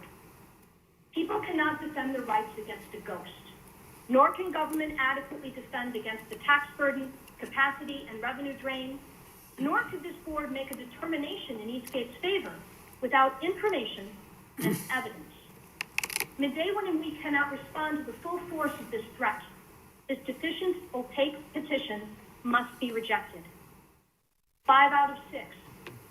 All evidence is that North Point will severely damage the underlying and surrounding area, which combined with induced truck and commuter traffic will have a compounding effect on the health, welfare, livelihoods, productivity, and safety of neighboring residents, communities, and public resources like Medewan and the cemetery. Surrounding residents, businesses, and communities will experience noise from an anticipated 2 million trucks per year, traveling, idling, loading, unloading, as well as containers moved either to store or recouple to trailers throughout the North Point facility at all hours. Noise will be intensive in the truck terminal, which would be across from or near, as you heard, a farmhouse that would have no demonstrated sound barrier. Numerous slides indicate such activities produce high levels of noise. Numerous studies. For instance, published studies show idling diesel trucks have been measured to emit from 96 to 104 A-weighted decibels, or dBA. Trucks latching to a trailer in a storage or loading area are reported to register at 126 dBA. For perspective, quiet rural nighttime noise levels can measure about 25 to 30 dBA. This number is exponential. That means the truck noise is well above the Illinois Pollution Control Board standards, far more than what you would typically find in this area. A 2002 study by George Foreman, which is relied upon heavily by IDOT and the FHWA, projected impacts of increased traffic noise like the delivery trucks and commuters from North Point on grassland birds. It proved noise degrades viable habitat for these birds in steep global decline. Another 2013 study shows damage from noise to habitat for other kinds of wildlife. Then there is the noise which could be enabled by the special use and variation, both in Joliet and in linked areas outside of its jurisdiction, right along the day one's border. This is compounded by harm from light, pollution, and vibration. Dark skylights will be of no use if wildlife is driven out by traffic and other aspects of their operation. That is, if the lights don't have a cumulative effect. We have no studies regarding their collective impact across 1,260 acres on light-sensitive species like the northern long-eared bats or other species, as well as residences in the area. By driving out wildlife and polluting habitat, the day one is authorized to protect that people go to see and experience, Eastgate failed to meet its burden to demonstrate this petition will not injure the use and enjoyment of other property in its immediate vicinity. North Point does not support morals, health, comfort, and general welfare, and clearly alters the essential character of the locality. 6, public notice for this hearing is contradictory and confusing, curtailing people's right to be heard and ask questions at Eastgate. A notice first said this would be a joint hearing, and was not retracted in a second paper calling for a separate hearing. That means anyone reading that first paper and not reading anything else will have notice of a joint hearing. Language says people only have 4 minutes and cannot ask questions. In another place, possibly you can. I cannot provide you with a presentation to accompany my testimony like Eastgate. The public has no comparable access via Microsoft Teams. Even if I had enough notice and time to prepare, which I really wish I would have, since materials were only released within a week of this hearing, I could not utilize an image of your screen. I cannot see the board or witnesses' reactions or often even hear you because the telephone connection, the lag in my audio and in your video, and the feedback if I leave my computer audio on prevent this. Like many, I could not attend in person tonight because I personally am at high risk for COVID and masking is optional. Additionally, one person within 300 feet of the proposed development, specifically near the truck terminal, never received notice of this hearing. Photos also show signs for this proceeding that were not stationed at certain parcels within that 300-foot boundary. That is a violation, again, of notice. Moreover, Joliet and Eastgate failed to make publicly available vital information requested under FOIA. We were flatly denied access to the studies and the concept plan. We found out now, tonight, that trucks could be parked double deep or double row. This was sprung on us tonight, and double rows could have a much greater impact than what was included in the notice or in the petition before you. We cannot prepare for information that either is barred or introduced so late that we have no time to evaluate and respond with the expertise and evidence to protect our lives, land, communities, and natural resources. This violates our rights and prevents the board, this board, the Zoning Board of Appeals, from basing a decision on all of the necessary and relevant facts in this matter. For all these reasons and more, we urge you to vote no to the requested special uses and variations and advise against proceeding with North Point. Thank you very much for your time. Thank you. I have no questions of Eastgate this evening. Next. We have Julia on the line. Julie? Yes, I am. I must swear you in. Do you swear the evidence Yes. you're about to present is the truth under penalty of law? Yes. Name and address, please. I'm in unincorporated Jackson Township. Okay, go ahead and proceed. Yes, thank you. My name is Julia Baum Coldwater, and I'm speaking on behalf of both my husband Larry Coldwater and me. We are the owner-operators of the Coldwater Seed Farm in Jackson Township, and we will be directly and negatively impacted by the proposed project and the special uses variances that are proposed. I'm wondering if someone can put up, there's a visual, it's labeled NP colored map that I submitted. I submitted 3 visuals for the hearing tonight, It's up there, Julia. and this will help give some perspective. Go ahead. It's up there. Oh, is it up? Okay, it's not showing up on my screen on my computer, that's why. Our 450 or 540 acre farm is contiguous with the footprint of the proposed project under consideration for annexation and rezoning, of which today's hearing is a part. And our land is the targeted location for Eastgate Logistics' proposed closed loop. That would be the primary ingress and egress for all truck traffic to access the proposed bridge that then would be accessing Centerpoint Intermodal, the NSF rail, and the interstate. The closed loop, as proposed, will bisect our farm, and if fully built to Compass Business Park specs, will cut off the northernmost parcels from access, making them landlocked, preventing them from being farmed, and thus causing great harm and exceptional hardship to our own business, our income, our well-being, and it likely will substantially diminish our property value for farming purposes. The map that's up on the screen does show our farm in relationship to Compass Business Park and in relationship to the bridge. The turquoise on the map is Compass Business Park's Joliet project, which is being proposed and considered at this time. The dark blue is our farmland.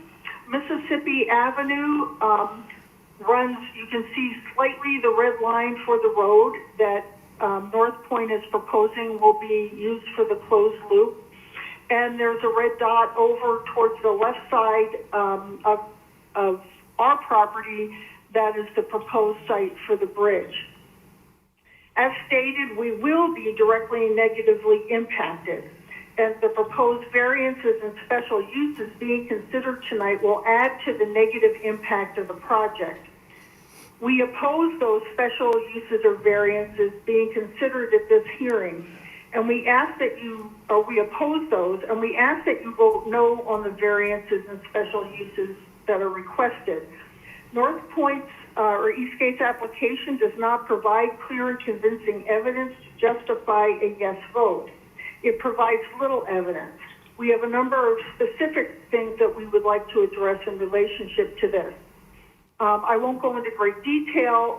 Stacy Myers herself did a thorough job of making clear that the special uses and variances that are being proposed are precluded by current city ordinances. There are to be no variances or special uses for I-1 zone land. So consideration of this application itself should not be taking place. And she has given already, she has cited where that information could be found in your own ordinances. Following that, though, that being said, I still wish to provide additional information regarding specific concerns related to the application that is there. Regarding ingress and egress, North Point does not provide evidence that adequate ingress and egress for their truck terminal that is designed to minimize traffic congestion in the public streets will exist. They only assert that this will take place. However, other evidence suggests the opposite. Egress and ingress for the truck terminal is the same used for the entire project.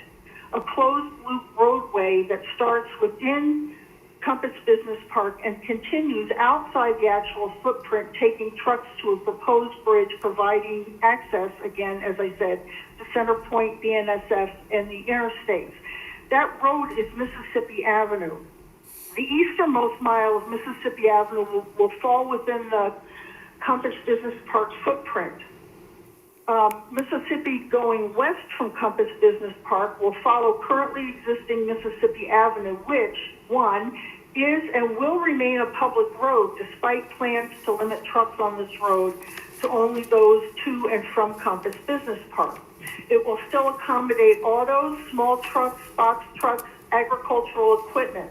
All of those will continue to use this road. Therefore, it will remain a public road, despite it being labeled a closed loop. That road as well is within Elwood Village limits, use of which has not been negotiated with Elwood, and which Elwood would not willingly approve. That we can state based on the sheer fact that there is a current lawsuit between Elwood and Eastgate over the proposed bridge also, which is within Elwood's jurisdiction. If this road does end up getting approved, there still will be other problems. There is great potential for gridlock with the current planning, the way the road is proposed. Within Compass Business Park, Mississippi will have a 100-foot road dedication, 3 lanes, curb and gutter, storm sewer, and urban parkways. Within Elwood, the road would be built within the established 66-foot right-of-way, and all components as planned by North Point cannot be accommodated. Our personal annexation agreement with Elwood has stipulations regarding road improvements which will prohibit road construction as planned by North Point. The result will be likely gridlock that will occur due to the following conditions. One, there will be no room for a 3-lane road on the Elwood side of Mississippi based on the 66-foot easement and other limitations.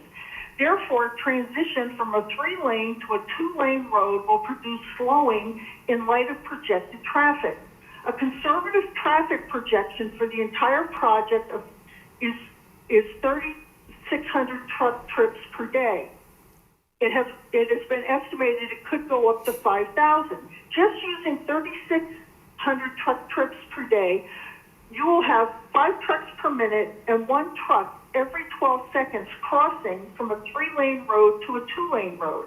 If an accident occurs along the Elwood side of Mississippi with only 2 lanes, traffic will come to a complete stop. So the planning itself will cause problems of congestion and road issues.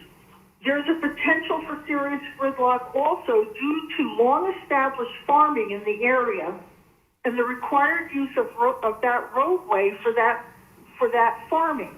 Mississippi Avenue is the main access point for our farming operation for all fields along Mississippi Avenue. Established deep ditches and other factors prevent access from other locations.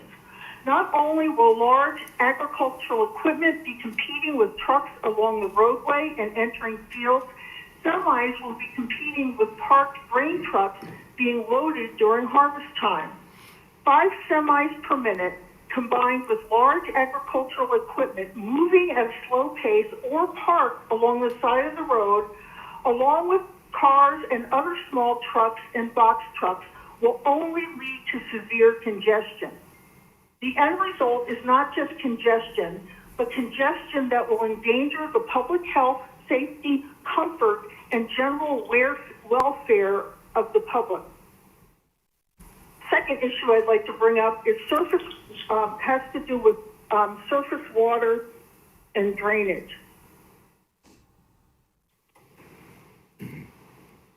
Eastgate does not provide evidence that adequate drainage will be provided.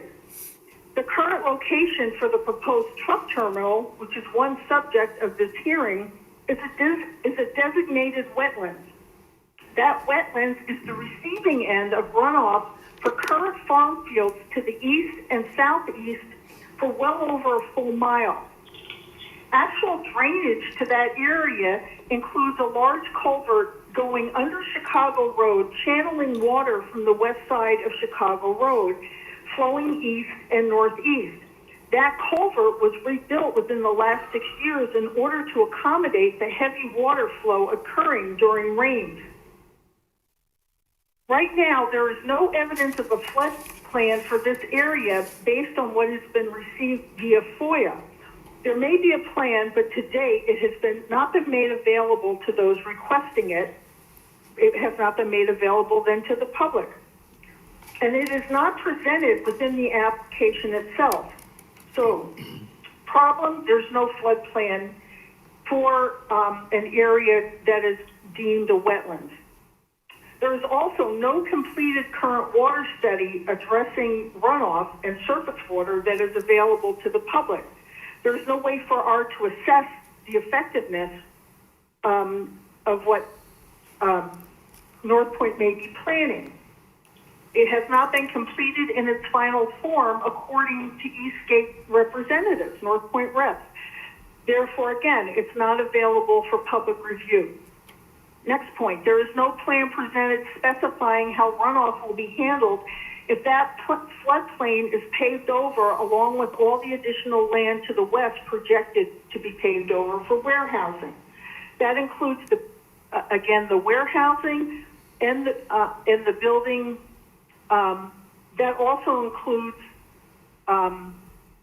the building of warehousing and the building of Mississippi Avenue to the east of Chicago Road, which will be placed on top of the current natural waterway. No plan presented, no way to assess. Therefore, ultimately, there is no evidence presented assuring that there will be adequate drainage preventing more severe field flooding to the west of Chicago Road. This would be injurious to the use of our property. It will cause severe hardship to our farming operation if there is increased flooding. It will cause reduced income, and it will result in the diminishing of our property value.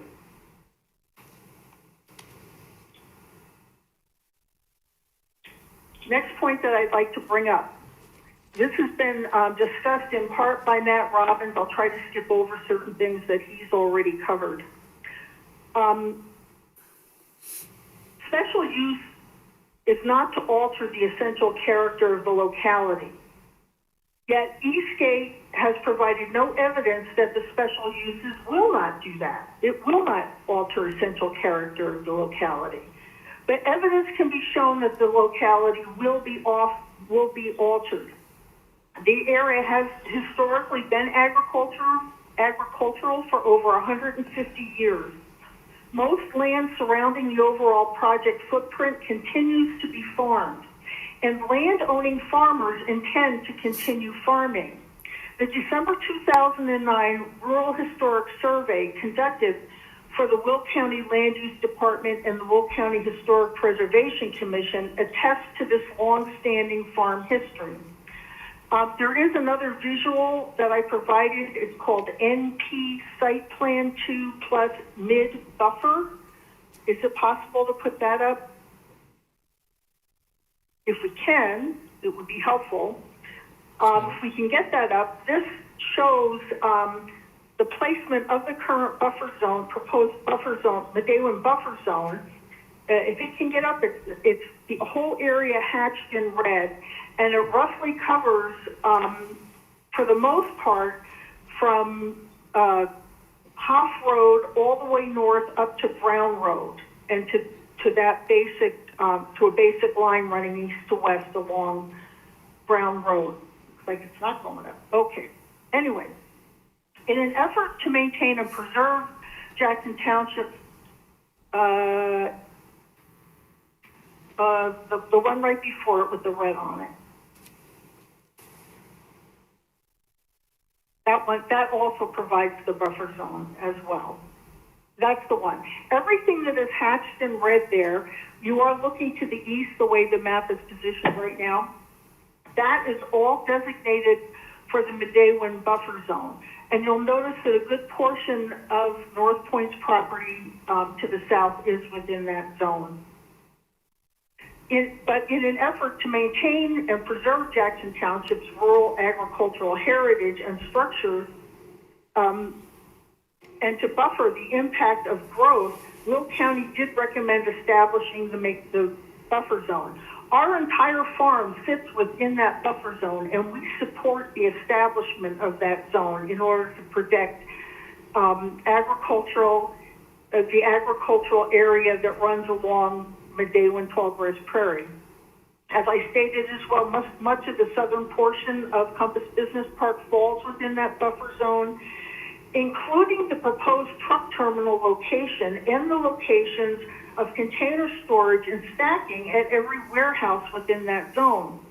The project with its proposed truck terminal will forever alter the area through the paving over of productive farmland, through the increased traffic inhibiting farm equipment movements and planting harvest operations, through increased diesel air pollution and light pollution, and through the negative impact of industrial runoff into farm fields. In summary, in light of the lack of evidence presented by Eastgate addressing required components of their application, and the evidence against the variations presented, at least in part here, and through some of the others giving testimony, I ask that the Zoning Appeals Board to vote no on the application being considered. I thank you. Goodbye. Thank you for your comments. Next speaker. Pat on the line? Pat? Yes, I'm here. I must swear you in. Hello? Do you swear the evidence you're about to present is the truth under penalty of law? I do. Name and address, please. My name is Pat Oikis. I live out in Jackson Township. Thank you for allowing me to speak tonight. I just want to say that I'm against the rezoning of the North Point property to special use. My family and I own property over on Breen Road, and if North Point's allowed any special use rezoning, this will bring more traffic, not just semis, but car traffic, also to our weak infrastructure. North Point talks about a closed loop. The Center Point loop doesn't work, North Point's won't either. There have been 2 accidents on Route 53 in the last 24 hours, and it's just going to get worse with a light industrial park. This will be so detrimental to anyone who lives here. The noise and the smell of the idling semi-truck engines will just make more pollution and make the air quality unbreathable. Please do not destroy Will County. There is no support for this project with the residents who live out in Jackson Township, Manhattan, and Elwood. Please vote no. Thank you. Thank you. Next. Who is it? Christina. This is Christina Samet. Okay. Are you there, Christine? Yes, this is Christina Samet. Okay, swear you in. Do you swear the evidence you're about to present is the truth under penalty of law? I do. And your name and address again, please, for the record. Christina Samet, Jackson Township. Thank you. Go ahead. Thank you for letting me speak this evening. My comments are specific to the special use permit, which is on page 70 of today's agenda packet. I wanted to go back actually to this zoning ordinance 47-5.2, which is for special uses. So the zoning ordinance, Joliet zoning ordinance, it's very clear and it's very short and it's very specific. It says that a special use permit is a permit issued to allow certain specific developments not otherwise permitted in a particular zoning district. So the point of applying for the special use is because it's not allowed by the zone, right? And so that's why we're here today, because the freight terminal is not something that's allowed in I-1. And these special use permits have a unique, special, or unusual impact upon the use or enjoyment of the neighboring property. And that is the reason why they're required to go to this extra level of specificity of the plan for this part of the development.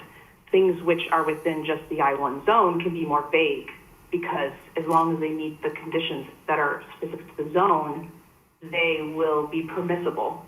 but things that are within the special use permit part, this 80 acres, which is gonna have a 40-acre freight terminal, have to be specified. They have to be exact. They have to be planned.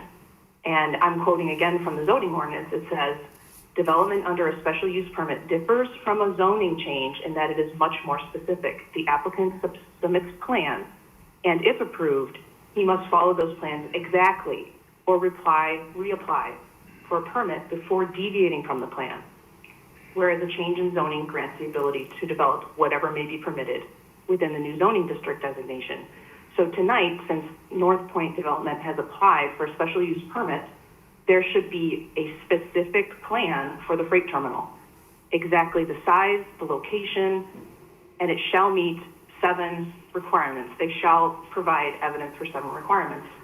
And the language within the zoning ordinance is, again, very specific. It says, a special use permit shall not be granted unless the applicant establishes by clear and convincing evidence the following 7 items. So I'm not going to go through all those 7 items because a couple people have talked about them, but let's just look at a couple of them. One of the items is, are adequate utilities, access roads, drainage, and or other necessary facilities provided? The answer given is yes. The answer is yes. That's their evidence, their clear evidence. This plan, this submitted annexation agreement, including the special unit that's in the agenda today, has no plan whatsoever for the freight terminal. And there's no evidence given whatsoever for them complying with this. And when asked, their answer is yes. Have adequate measures been taken to provide ingress-egress design to minimize traffic congestion in public streets? Again, their answer is yes. No description given whatsoever, no reference to the plan, no page numbers, anything.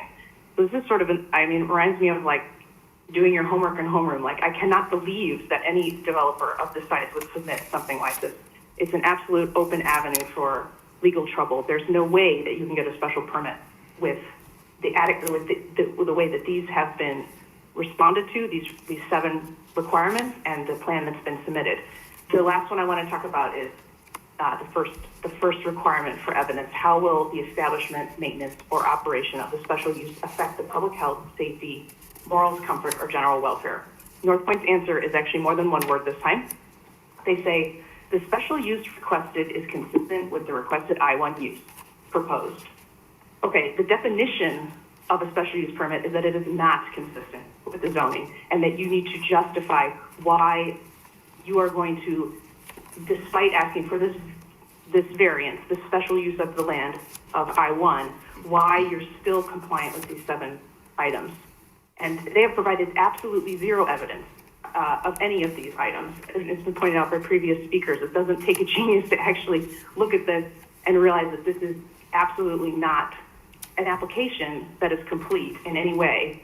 And it shouldn't even be considered. They shouldn't be wasting your time right now.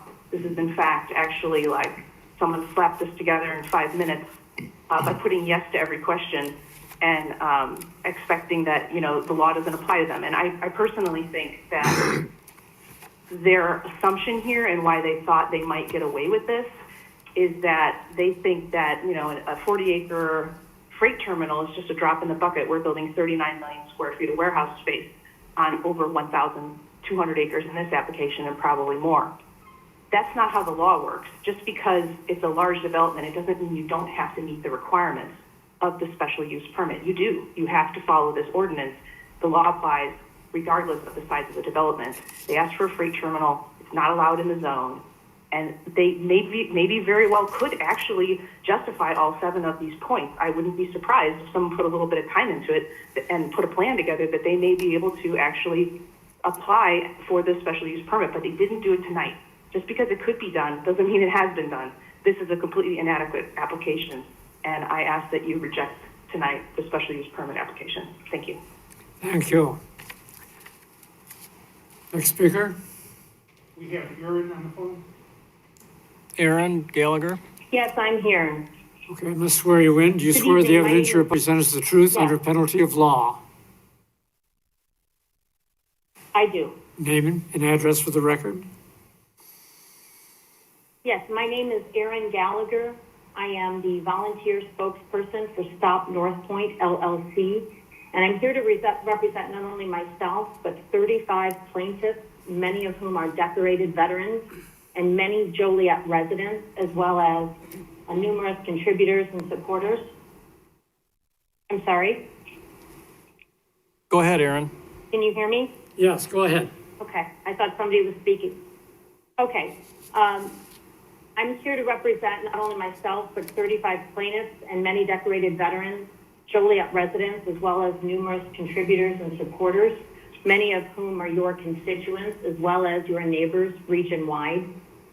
I wanted to ask, we've got obviously we're talking tonight about rezoning, and that annexation is a different meeting last week. But there is considerable overlap in these two issues, and I'm going to try to limit my questions as best as I can to the purposes of these hearings. But it's hard to limit so much when obviously this is one piece of a very large puzzle. So I wanted to ask. I have several questions here for you, Mr. George. Are you available? Yes. Hello? Mr. Yeah. George, are you available? He's available. Okay. My questions are about the traffic study. The staff introduced this hearing with talking about a lot of different traffic issues. I guess my first question is, do you agree that it's important to work with the community to be fully transparent? Seems reasonable. It is reasonable? Is that what you're saying? I'm having a hard time hearing you. Is that what you said? Yeah. I don't know what you mean by community, but certainly we're working with the city of Joliet and anybody else that Well, would like to community, meet with us. I'm We'd referring be to happy the to meet with. traditional definition of the word community. Again, we'd be happy to meet with anybody who would like to meet with us, and we certainly have met with a tremendous amount of groups within the community. If you would like to meet, we would be very happy to do that. Have you made public the traffic study, sir? Have you made public the traffic study? The traffic study has been issued to the city of Joliet. Okay, so you've given it to Joliet. So the traffic study that was discussed last week, you have provided to the city of Joliet? That's correct. Will you make that traffic study public and available to the rest of the community? Can you post that on your website or something? Once it's been reviewed, we will do that. Once it's been reviewed? Well, I mean, reviewed by whom?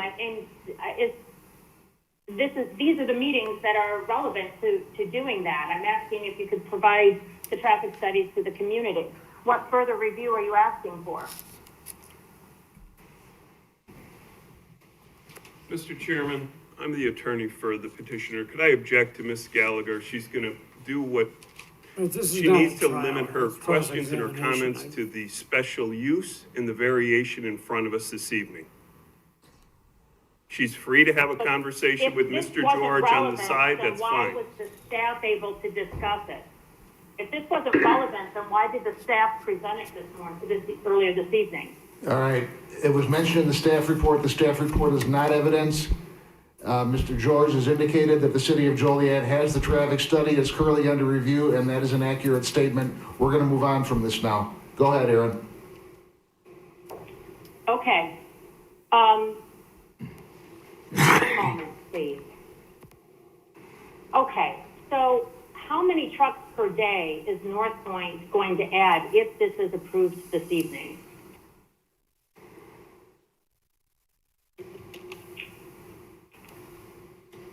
State your question again? I said, how many trucks per day will be added if North Point is approved this evening? So I think we made it, tried to make it very clear that by approving the requests that are in front of the board tonight, that the amount of truck traffic will be reduced, not increased.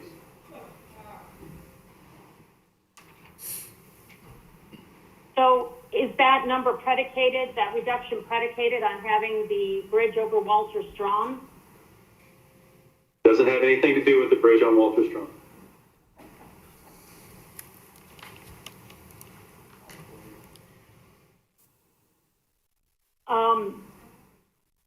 One moment, please. I'm just reviewing my notes since you're limiting my questions a little bit.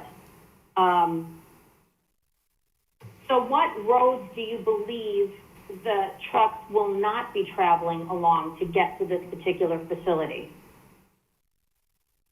Are there any roads leading up to this that the trucks will not be allowed on? Trucks will only be allowed on the closed loop truck network.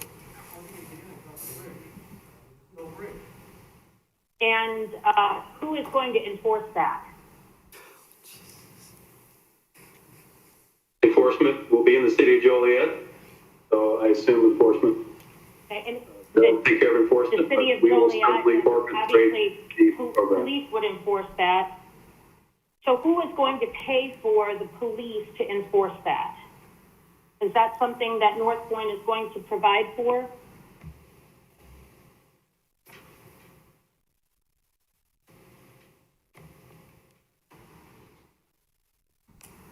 Hello?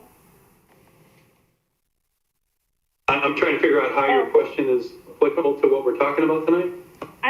Well, you're saying that the trucks are only going to be allowed on the closed loop network, and that the Joliet City Police are going to be the ones to enforce that, and I'm asking who's going to pay for the police to do that? Again, the topic is not the closed loop truck network tonight. The topic is the variation to allow for additional trailer storage on site and a special use to allow for a truck terminal. Again, then why was it that staff was discussing the closed loop, and even yourself discussed this closed loop in your presentation? If it's not relevant, then why was it discussed by the two presenters in advance of this? I'm totally understanding. The details of the closed loop truck network are not the topic. The fact that the park will be developed via a closed loop truck network is material. The details of the closed loop truck network are not material. Well, I would think that they are material, considering how big this project is going to be. And you're saying that you're going to rely on Joliet Police to enforce this closed loop for this particular parcel, or this particular piece that we're discussing tonight. And yet you're not telling us who is paying for that additional policing. Okay, who pays for police protection? Isn't that germane to the special use? So we're gonna move on from that. Go ahead, Aaron. Okay, so what is the weight of a fully loaded truck? You know? They vary. It depends on what it's loaded with. And give me a range, would you please? I really genuinely don't know. Typical roads provide for 80,000 pound loads. Typical truck routes provide for 80,000 pound loads. Yeah, so you're saying a typical truck route, but that's not a fully loaded truck. I mean, you're in the trucking business, right? This would make sense that you would know. It should be a legitimate question. I think I answered your question. Generally, what is the weight of a fully loaded truck? And well, I'm trying to understand, you've kind of answered my next question a little bit by saying that roads currently the average road handles the average truck. But I'm asking, what is a fully loaded truck, which is more than average? And I'm also asking what roads currently handle that particular size of truck. I can't begin to answer your question of all the roads that can handle fully loaded trucks. Well, I'm talking about the roads that are right around the proximity of the piece that we're talking about tonight. The only roads that will handle those trucks in that vicinity will be the closed loop truck. The design of those roads is specified in the annexation and development. Roads leading up to that. But the roads leading up to that have to be specified by a certain weight, and the trucks themselves, as you say, could be fully loaded. Are you able to tell us what, if the roads leading up to your development are going to be able to handle a fully loaded truck? Yes. I think it's a perfectly reasonable question to ask at this particular hearing. I don't exactly understand, but if you're asking if the roads that will lead to the closed loop truck network can handle a fully loaded truck, the answer is yes. Okay. So a trucking warehouse facility that's roughly 5 times the size of Midway Airport is bound to have problems, unforeseen issues, even damage. Is there anything in writing in this, in what we're discussing that indicates that North Point will be responsible for and pay for any repairs or any damage that your development may cause?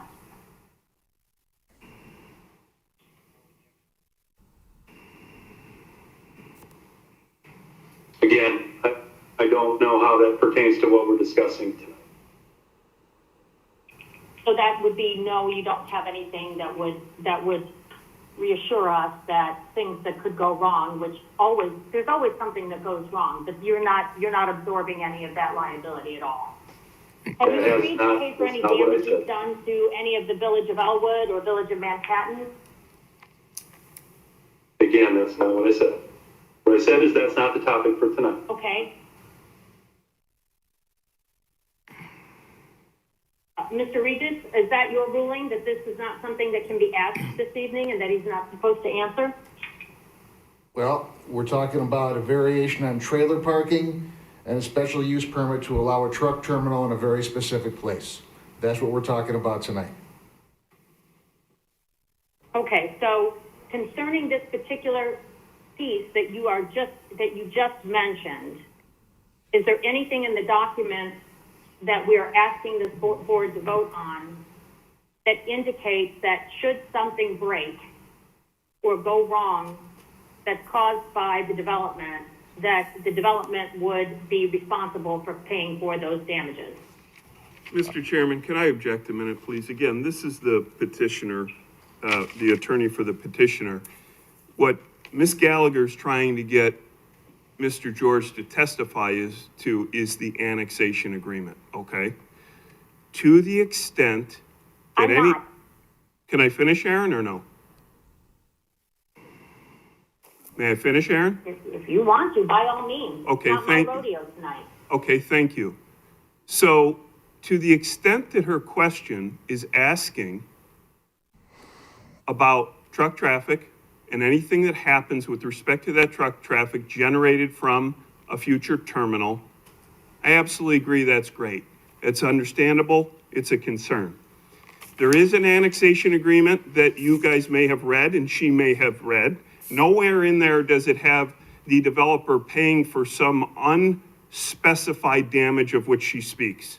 So if she wants to limit it to something specific and how it relates to trucks coming from this truck terminal, wonderful, I think Mr. George should answer. Otherwise, it's completely vague and she understands the developer's obligations for the park as a whole. We're speaking of this terminal. So Aaron, if you want to be specific, Mr. George should answer. Okay, as to your last question, Mr. Osterberg has answered that, so we're going to move on. Go ahead. Well, I'm rephrasing my question, which is what I thought I had done before. If there are any unforeseen issues that are caused concerning this particular terminal, not relevant to everything else and not relevant to truck traffic, as you said, because I've moved on from that. I'm talking about this terminal. Is there any language in this agreement, what we're asking this board to review tonight, that the developer will pay for any damages?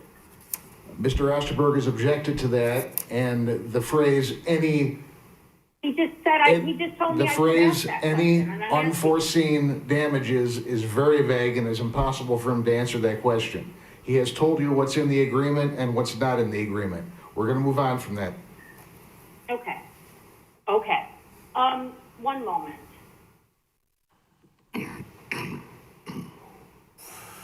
Who is going to be maintaining the roads leading up to this particular piece?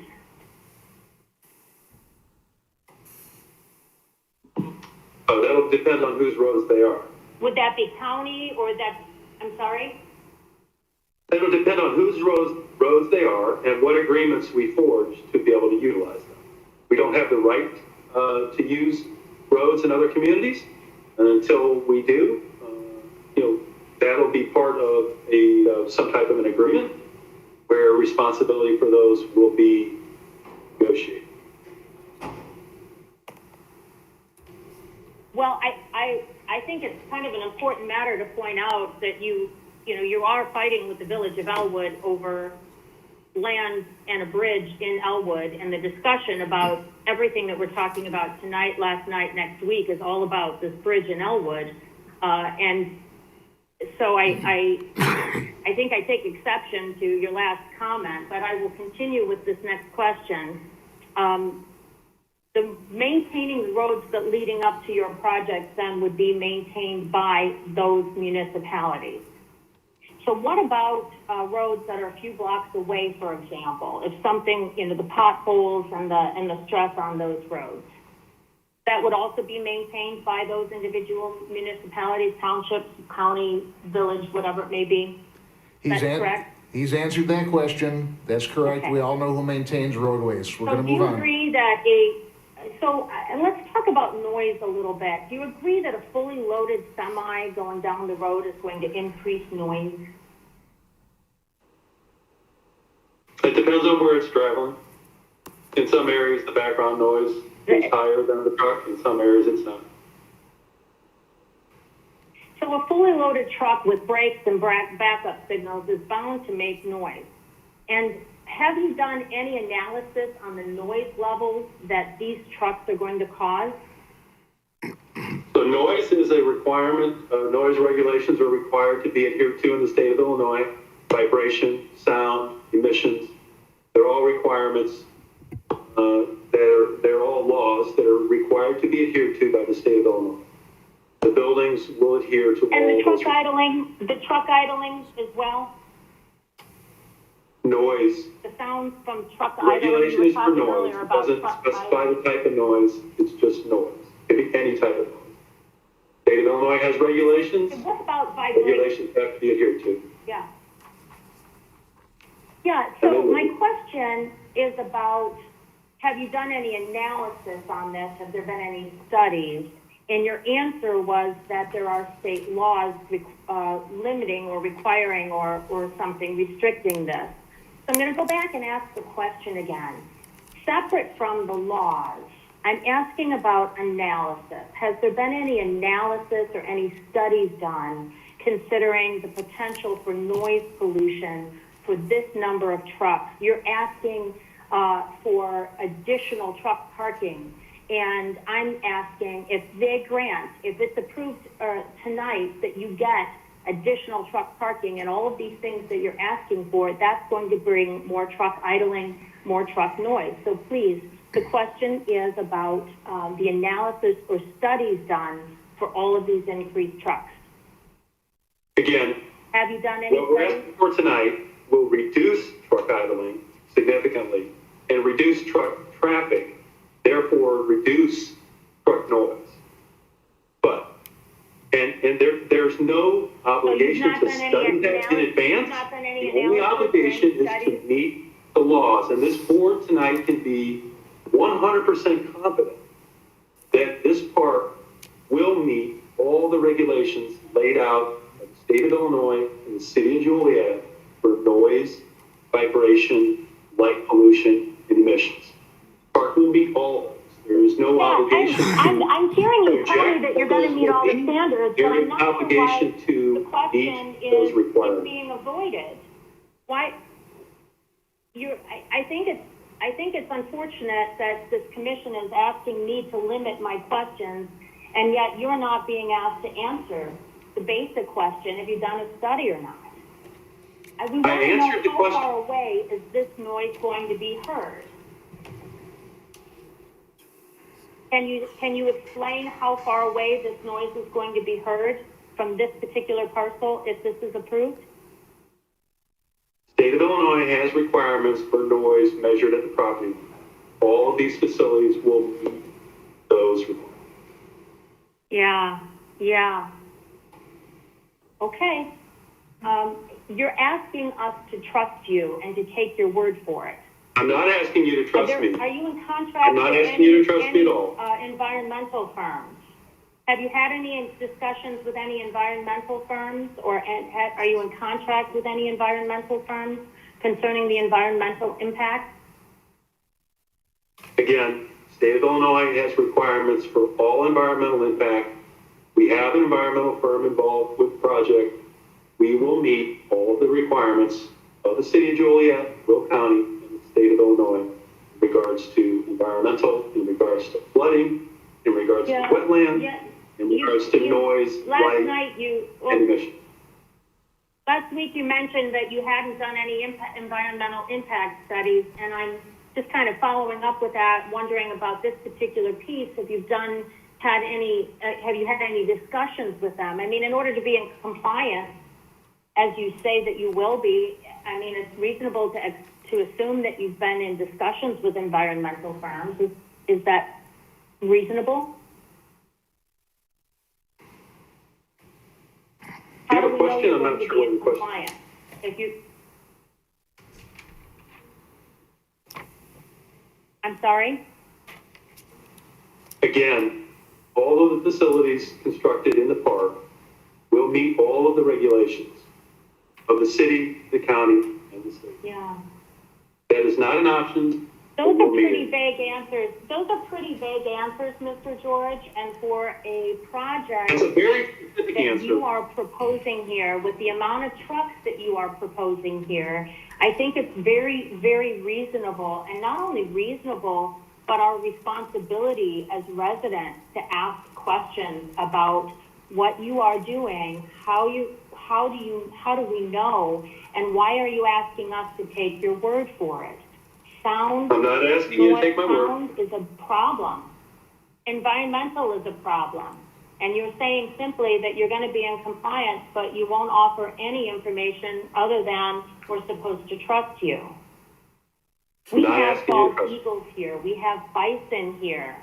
What assurances can you make that this project, this parcel in particular, are not going to harm our delicate, we're trying to reestablish these natural habitats. Why? What is it that you have done that is at all compelling to let us know that these things are not going to be in jeopardy? Okay, he's answered that question, and you've made your point about that, so we're going to move on. I'm sorry, I did not hear that. May I ask for a repeat to that answer, because I've not heard that question. His answer has been consistent in that the project will comply with all applicable regulations. And you've made your point that you question that. We're going to move on from that. So what about light pollution? You mentioned that you're going to have, as you put it, if I heard you correctly, very special lighting. Have you done any particular studies? I'm not asking you if you're going to be in compliance with whatever state and local laws. My question is studies or analysis to explain what very special lighting means. What are the lumens? How far away? What can they be seen at what distance? Again, in the agreement, we have voluntarily agreed to use fixtures that are dark sky compliant. And beyond that, we will meet all of the requirements of the state of Illinois, Will County, and the city of Joliet in regards to light at the property. So when I was at your facility in Kansas, we could see these dark, this so-called directional lighting from over a mile away. So what assurances are there in this project that your very special lighting is not going to be as bright as the nuisance that it was in Kansas? I'm I'm not aware of the exact type of lighting you're speaking of in Kansas, but again, we will be using dark sky compliant lighting in an effort to be a good neighbor and to minimize any light pollution. We will not be uplighting buildings. We will not be spotlighting signs. We will be doing everything we can to minimize the light pollution. And of course, Well, I recall at the Elwood meeting, Planning and Zoning Commission 2 years ago, you had shown pictures of the directional lighting that you were using in Kansas. And you made the connection between that, the Kansas lighting is what you're going to be doing here. So that's why one of the things that I made sure that I explored was that. That's not correct. I showed two facilities. I showed the lighting of two facilities located on Route 52.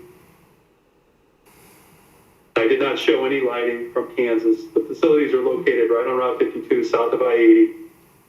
One has unshielded lighting and one has shielded lighting. And that was in Elwood? On Route 52, probably unincorporated.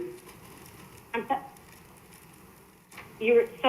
sorry, it sounds to me like you're saying, and I'm asking this in the form of a question, are you saying that the direction, that the photos that you showed in Kansas were from 52, or excuse me, the photos that you showed 2 years ago in Elwood were from these local buildings?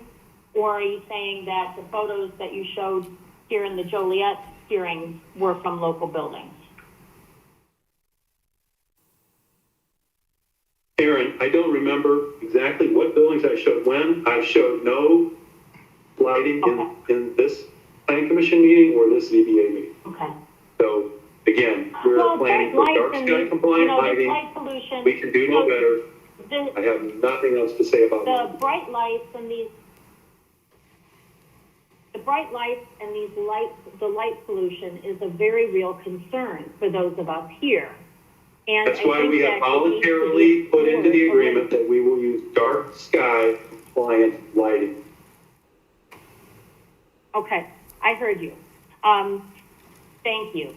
So the dark sky compliant lighting, is that more or less than what the city and state require? The city, I have no idea. I mean, are you able to? The city and state require. The city and the state has a requirement for light levels beyond your property line. State, as far as I know, does not have requirements for the type of fixture. We are voluntarily using fixtures that are dark sky compliant. And again, to answer the question, I would like to move on. Is about, yeah, so I'm sorry, I'm hardly hearing what you're saying because I'm getting through the phone what you're putting up on the screen and through the internet. So it's coming to me like third or fourth generation, and I apologize. I'm not trying to speak over you. I'm really struggling to hear you. So if I may move on, my next series of questions is about the timing and the urgency. So what is the urgency of this project? Why is it critical to be doing this now? I don't think that's a relevant question for what we're talking about tonight. It's not. We're going to move on from that. Okay, so let me ask, why are you doing an in-person hearing in the middle of a pandemic? That's not a question for Tom George. We're going to move on from that. Okay. Do you recall how many people showed up at the planning meeting in Elwood 2 years ago? That's not part of this hearing. We're going to move on from that. Well, isn't it reasonable to conclude that people throughout this region are going to be interested in participating in this with some meaningful participation? I'm not sure why there is a sense of urgency on this. And in fact, your attorneys argued in court that it wasn't urgent. Is there something else underlying that we should know about? I argued that in court, and I was very clear at the time that we don't need to demonstrate a sense of urgency and that the business of city government is going to continue and that we are in compliance with all applicable laws. So we're going to move on from that. Okay, so what needs to be done before anything is formalized in order for North Point to proceed with this project? That's not a question for Tom George, and it's not part of this proceeding either. Okay, so if the city council gives North Point a favorable vote next week on this and other portions of this, when is North Point going to be able to start? That's been discussed earlier, and it was indicated that, and I think you know in the agreement, it says that no building permits shall be issued until the bridge is under construction. I apologize, I did not hear that that was discussed earlier. I haven't been able to follow the hearings as closely, this proceeding as closely as I'd like to. You mentioned last week that there are no alternatives being discussed for this bridge. And if the bridge is not approved, no building permits are going to be issued. So my question is about timing again. If the Elwood Bridge does not get approved, then you have to go back to the drawing board to start over to find a location.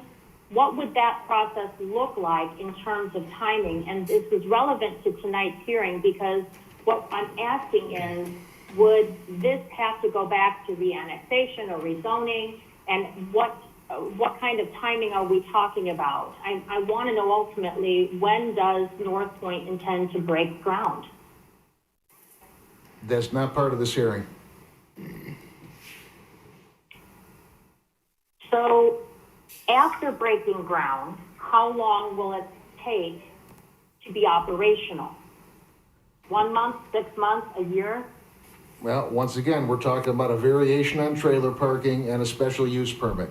So we're going to move on from that.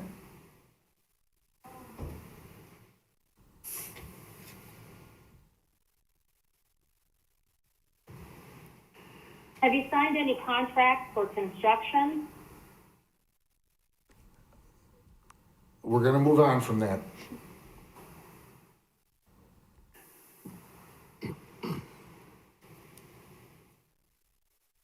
One moment.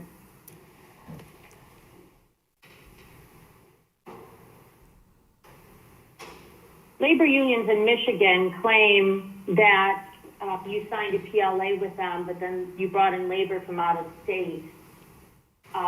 Is there anything in this agreement with this particular parcel that assures us that you're not going to do the same thing here? It's not germane to this hearing, but there is reference to a PLA inside the agreement. So we're going to move on from that. And we're not in Michigan.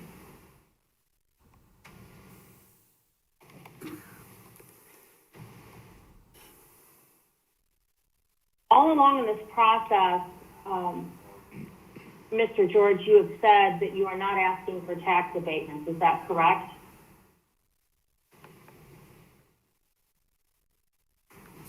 We're talking about a variation on trailer parking and a special use permit, not taxes. So in this variation and in these pieces that are part of a larger package, and all of this package is being discussed within a 10-day period or so by one developer, I think that some of these questions about tax abatements and about these projects, I think, are relevant and germane for this discussion. The Zoning Board of I'm Appeals. asking, if they're not going to be asking for tax abatements, what about industrial revenue bonds?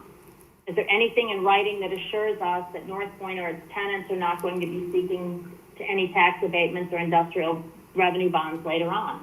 The financing of this project is not the subject of the Zoning Board of Appeals.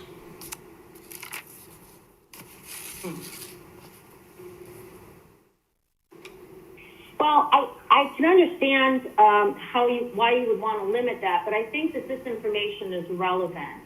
Yesterday, I pulled the tax records for Johnson County, Kansas, where Edgerton is, where North Point is, and the properties there, the appraised value in Edgerton, Kansas of North Point's property is $866.8 million. However, the property assessed value is only 1% of that. So when you build $867 million worth of development and you take 99% off the tax rolls, somebody's got to foot the bill. And in that example, with all of those developments and those projects, which went through the same process that we're going through, same and similar process that we're discussing here tonight, the county in Johnson County, Kansas, their property tax records have gone up 74% in 5 years. And this is according to Johnson County tax records. And so I think that if we are talking about any sizable project, any portion of that, the 500-pound gorilla in the room is not only did Edgerton, Kansas residents' property taxes go up 74%, but everyone around them did too, 74% in 5 years. So I think that we should be allowed as residents and community members to be able to ask the question if North Point end users, their customers, are going to be seeking tax abatements as well. Mr. Chairman, Tom Osterberger Are there again. any assurances that they won't? If I could object, Mr. Chairman, Ms. Gallagher was afforded time last week to discuss some of these issues, and she will be afforded time next week to talk about these issues, which may or may not be subject to an annexation agreement. Mr. Regis pointed out that the purpose of your committee, as you know, is to meet on the issues with respect to the petition for the variation and the special use, not the tax treatment, not the annexation agreement. So she's doing a good job to create havoc, but it's wasting everybody's time. I agree and concur. Okay, we're gonna move on from taxation. Go ahead, Aaron.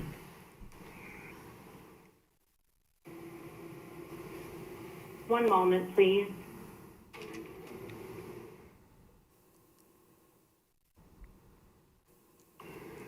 Just cut her off.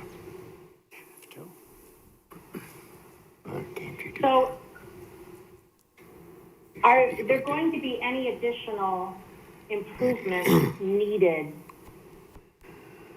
such as water, sewer, development, any kind of capital improvements, any kind of curbs, any kind of street lights that are going to be needed in order for this particular piece to be to go in to be approved? Are you going to need water on this particular property?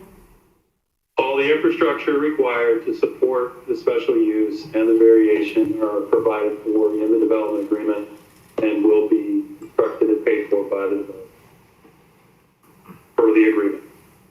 By the developer?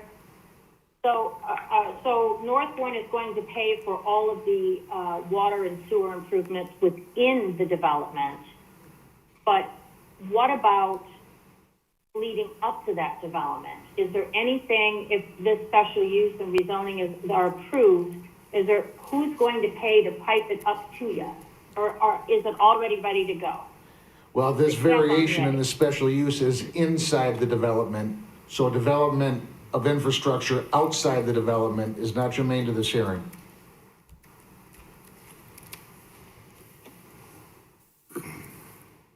I've sat in a lot of these types of meetings when the question about who's going to get the water to the planned use is absolutely part of the discussion. But you're saying that we're not supposed to discuss how to get the water up to this, only that they're going to develop it themselves within their property? I'm telling you, it's not part of this discussion, but I will also tell you that it is covered in the agreement. Who's gonna cover the cost of getting it there? It is in there. I'm sorry, I looked through this agreement. Could you tell me where that's located, please? I have overlooked it. We're gonna move on from that.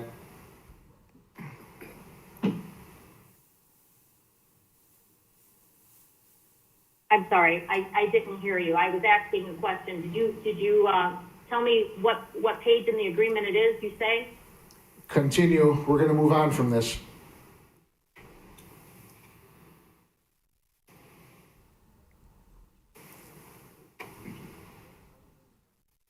So what are the benefits to Joliet for this particular project? Have you done any studies as to the benefits to Joliet for this piece?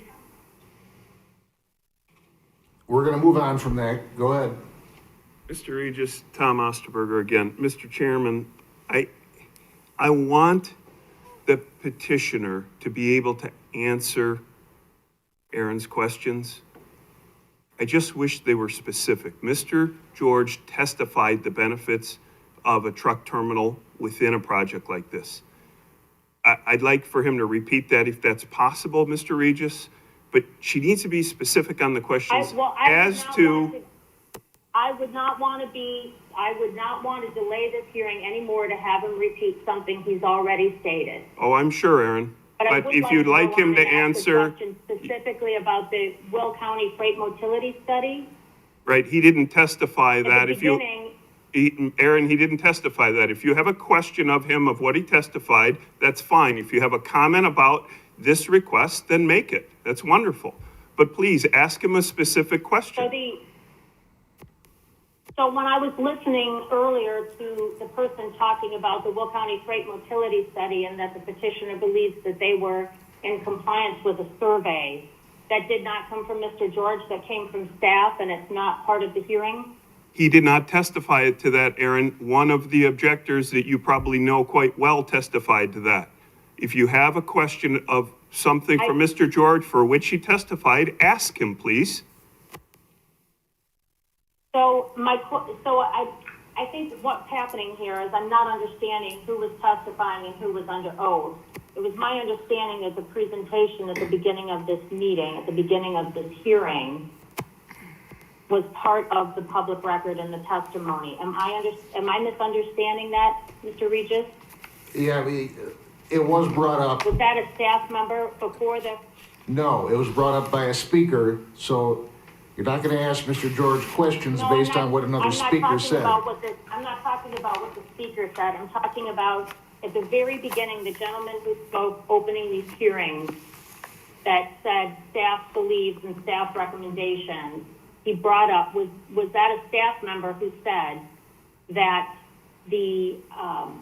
that there was a survey that they believed that the petitioner was in compliance with?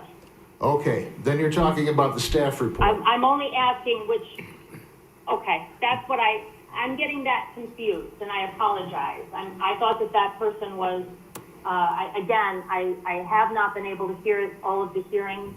I'm trying to watch it on an iPad as I'm limited to the internet, and it's not been straightforward, so I apologize. I will move on and ask those questions at the next meeting. I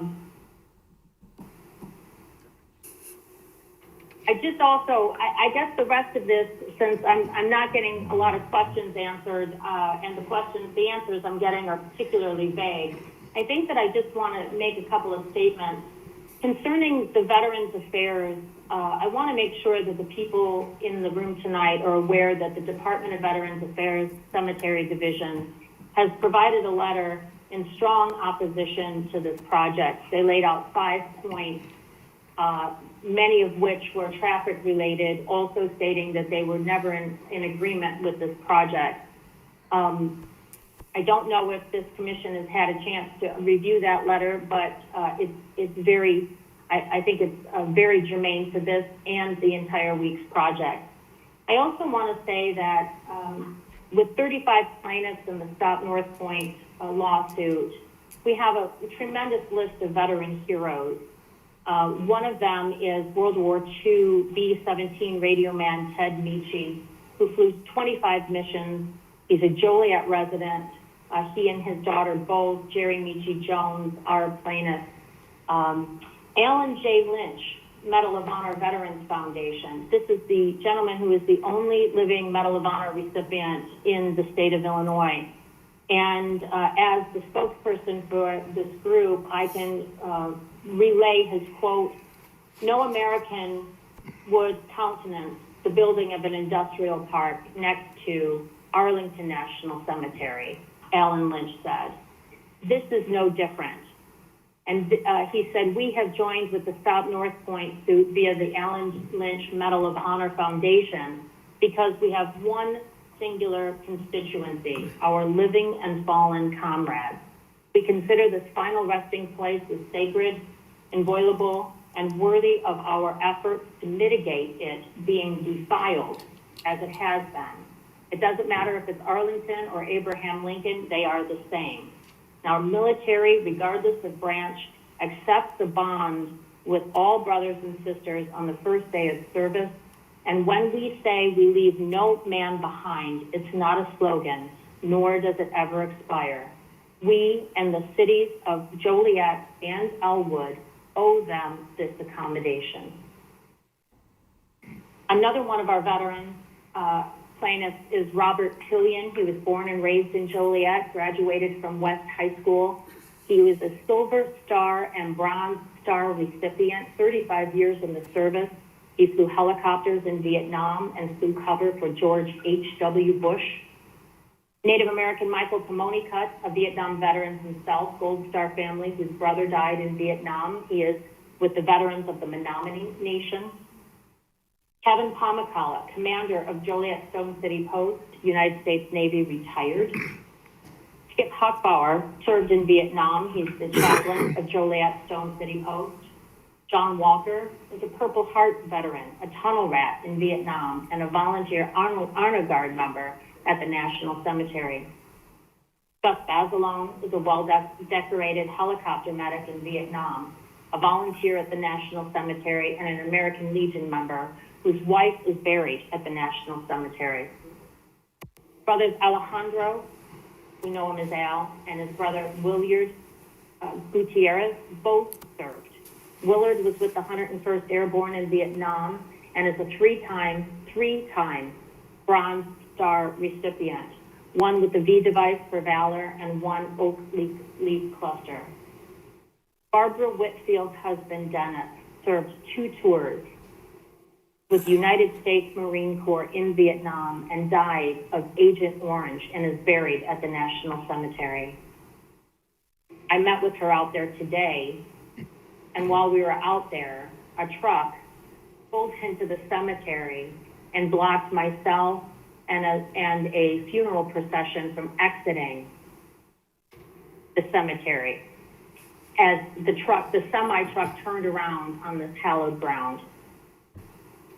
Jimmy and Kathleen Walsh. Jim served in the United States Army, and Kathy's dad is at the National Cemetery. I believe her brother is also. Brian Podest is a United States Navy member. He's a member of the Manhattan American Legion, and his wife is buried at the National Cemetery. John Leonard was a longtime member of the Joliet Legion, a Vietnam veteran, and he's now buried at National Cemetery, and his son, John Jr., is a plaintiff with us. John Valrugo is a lifelong Joliet resident, served in the United States Army during the Cold War between Korea and Vietnam. And Ron Adamski, the United States Navy veteran and co-founder of South North Point. These are just a few of our plaintiffs. These are the veterans. We have many, many more mothers and fathers who are afraid of their children driving in this area. They have to drive to Joliet Central. We had a crash right here, steps away from where this parcel is. That happened this morning. We had that terrible crash yesterday that involved a funeral procession right here in this area that this project is going. So I understand that this is a specific hearing, but there are a whole lot of people who are not able to come and be down there today, who have asked me to speak for them, who are either contributors to Stop North Point, or they are supporters of ours in one way or another, or they're plaintiffs, or they're friends. And I think that their voices need to be heard as well. And I hope and ask that this commission listens to the voices of the many who aren't able to be there. And I'm done. Thank you. We have Sandra on the line. Sandra, you I'm in there? line. In person. This is Sandy Costa. Okay, I must swear you in. Do you swear the evidence you're about to present is the truth under penalty of law? Yes, Name and address for the record. Sandy Costa. I am a resident of Joliet, and I really hope that this commission will listen to the people of Joliet. So much of what we love will be covered up by the asphalt, polluted water, and truck fumes of the trailer parking and truck terminals of North Point's project. This endangers Medewin and local farms and the cemetery. The trailer parking areas and truck terminals guarantee that our already overburdened roads will deteriorate even faster as the trucks move miles from the terminals to the interstate. Bridge or no bridge, my tax money will be used to repair those roads without my consent. The traffic, the damage to the environment, and the nuisance will bleed over onto our neighbors, those who contribute to our overall economy. If there are legal costs in the future due to this zoning, more of my tax dollars will be spent without my permission. Zoning allowance comes at a huge cost for our school children and those of neighboring districts, in addition to the vets and mourners who come to the cemetery. Why is it that our city leaders prefer asphalt and diesel fumes to healthy children and everyday community life? This zoning is not going to pave the way for a good development. It assumes that our streets are made of gold, and that gold comes at the cost of our infrastructure and public safety network. It smooths the roads for North Point to take our tax dollars into their own coffers. I am not okay with this. City leaders have been very busy. Look at Centerpoint. It still has acres and acres of zoned land left to develop. Perhaps we could ask our city leaders to do more than zone in a way that ruins the quality of life for the residents. It feels as if our elected officials sit blithely by, zoning and zoning without a care for the consequences of the rest of us, as if they're exempt from the drawbacks of this project. They are not exempt. As tax-paying citizens, they should know that this zoning will not help any of us. Zoning has far-reaching consequences. Please, I beg you, think and feel before you vote. Thank you. Thank you. We have Teresa on the line. Teresa, you there? Yes, I am.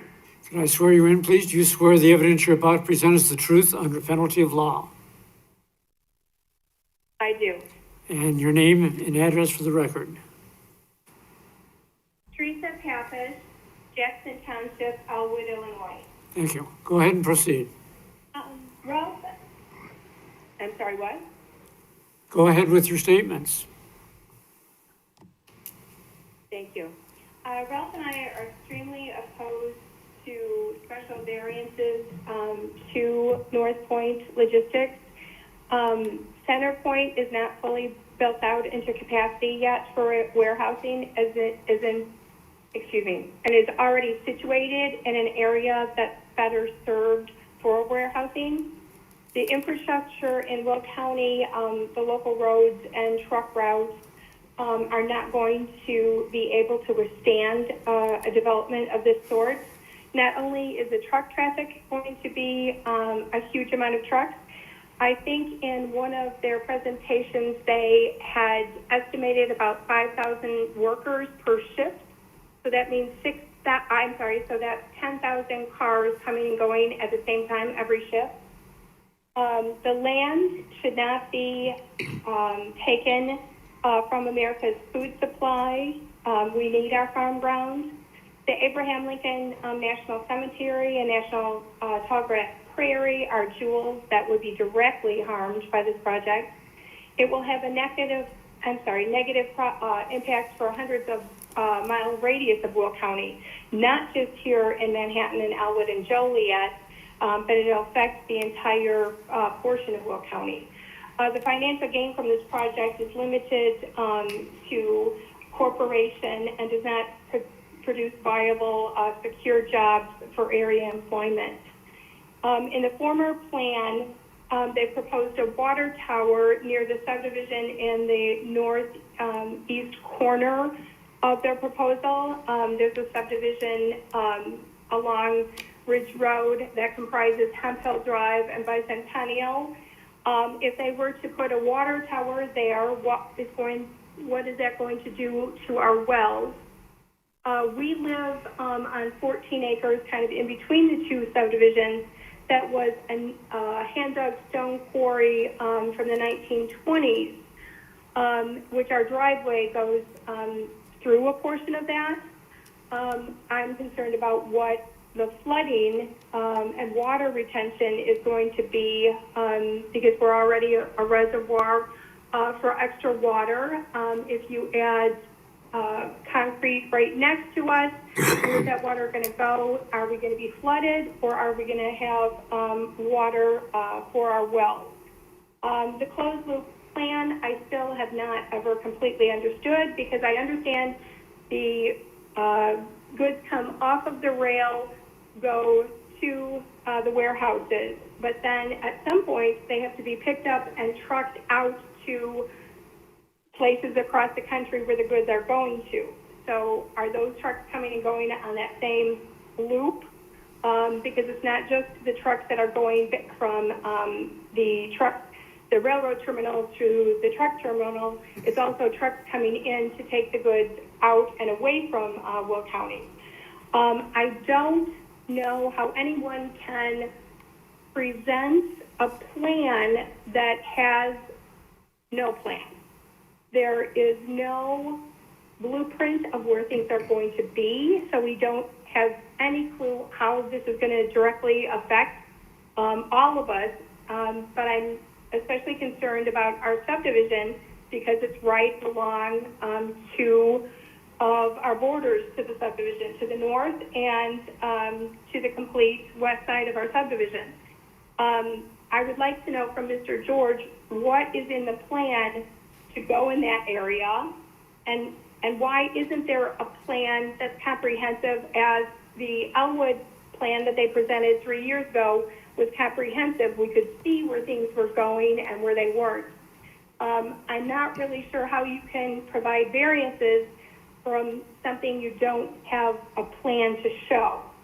Can you tell me what is going next to the subdivision? It's called Hemp Hill subdivision or Ridgeview subdivision?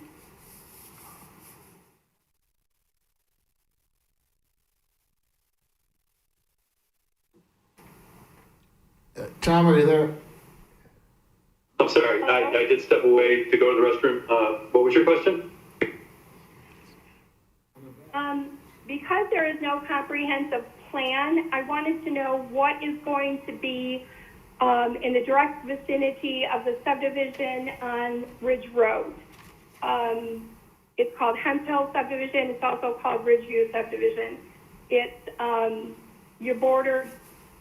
We're bordered both at the north side and on the west side by your something. What is that something that's going there? Hello? That area, according to the agreement, we've made that area subject to a future PUD, which would require a higher level of planning in the future, working with the city, working with the neighbors. So nothing right now is planned for there. The PUD will, something done in the future. So we have no idea what would be directly bordering our property. There would be a whole nother set of hearings and public outreach when that time comes, specifically for that area. And the reason the city is doing that is to make sure that that neighborhood is accommodated. They are making special provisions for you. Thank you. We personally do not want the North Pole Intermodal facility in this area, and especially as our direct neighbors. I have a metabolic disorder where I do not process sulfur and sulfite correctly.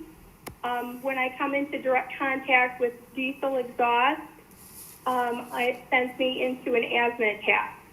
If I have some type of trucking terminal too close to our property, I literally will not be able to breathe and will not be able to go outside.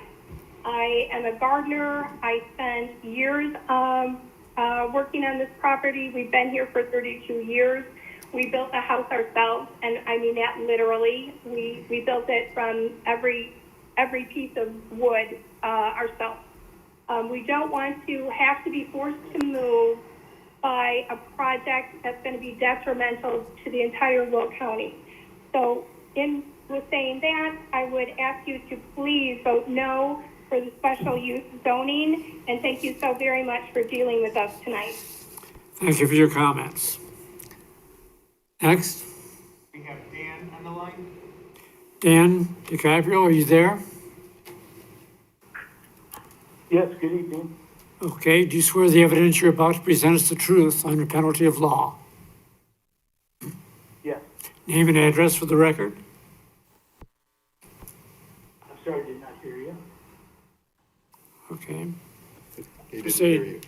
I'm David Gabriel, a 29-year resident of Manhattan, Illinois, in the Century East subdivision.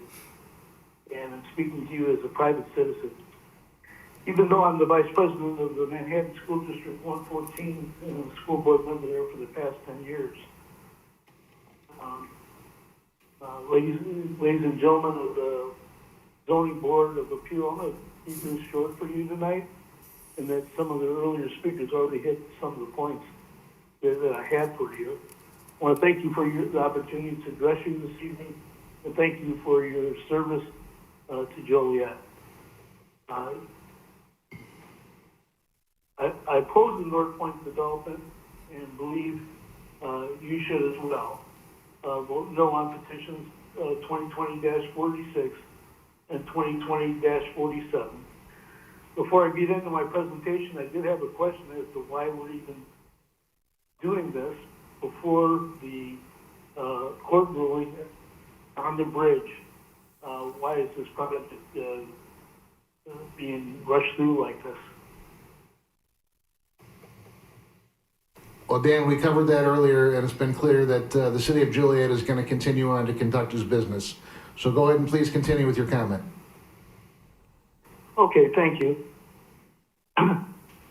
Stacy Meyer and Mr. Coldwater and Matt Robbins hit on a lot of the points I was going to discuss, so I'm not going to be repetitive with any of that.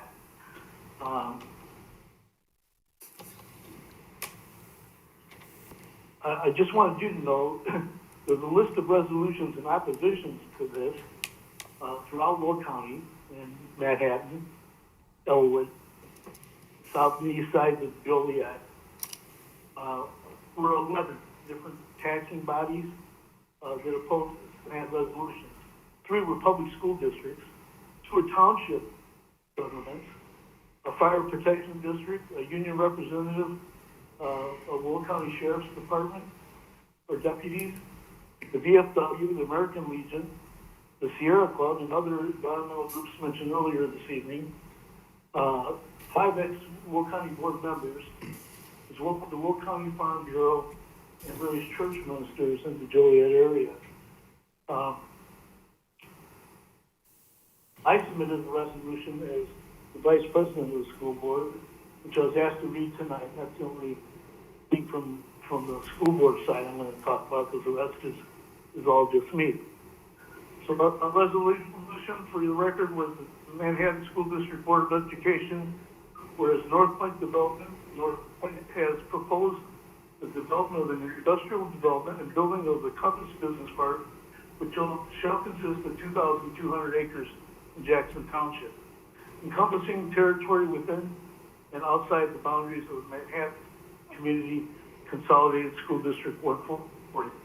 Whereas this Board of Education, based on the committee meeting with representatives from North Point, promotional information supplied to us by North Point, and whereas the Board of Education received testimony from the residents of Manhattan and Elwood villages over the past several months and years, and hearing solicited testimony from the superintendent of Elwood Community's Consolidated School District 203 at a regularly scheduled meeting of the board in order to receive details of the adverse impact expected on Elwood School District 203.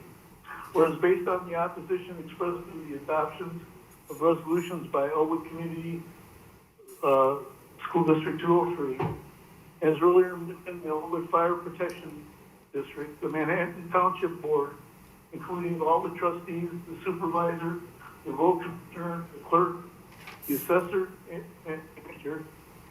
and Jackson Township Board, whereas the Village of Manhattan has filed a suit against the Village of Elwood over the proposed North Point project, and whereas this Board of Education opposes the creation of an enterprise zone or TIP district within the boundaries of Manhattan School District 114, and whereas this Board of Education and its administration, after prolonged consideration of the matter, has determined that the proposed industrial development by North Point is not in the best interest of Manhattan School District 114, its students, or its citizens residing within the boundaries of the district.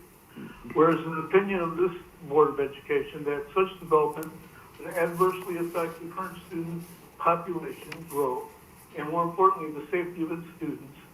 And now hereby be resolved that this Board of Education is going on record as opposed North Point industrial development, currently proposed within the boundaries of Manhattan School District 114. The member moving for this adoption of the resolution was myself, Dan DiCaprio. It was passed unanimously and has also been reaffirmed in the last 2 years. So sorry for that, and I'll move on. The parents of the farmers, the commuters, the veterans, the residents from Manhattan, Elwood, South, and East Side of Joliet, as well as all Will County, do not want this project. They're concerned with the lack of infrastructure to accommodate any more warehouses or truck traffic in the area. There are health concerns, as mentioned earlier by the previous caller, and safety of our residents, and there's also devaluation of their property. Please listen to the residents of Will County over the almighty dollar. We in Manhattan are almost at 100% opposing this to every resident. Even those that you would think would support this in terms of union and labor, privately will tell you they're opposed to this and are concerned about the health and welfare of their families and the area. Our lives and our welfare are impacted by your decision this evening. You have to look at yourself every day in the mirror, tonight and every day after this, and ask, is Joliet ready for this? Are they ready for this development? And I ask you, if you can, do you really want this? Do you really want to do this to your neighbors? And then I would also ask you, would you want us to do this to you? Thank you for your time in this matter. I would love to know if there's anything to support this developer. I'm running for a Manhattan Village trustee, and every other candidate that's running is also opposed to this.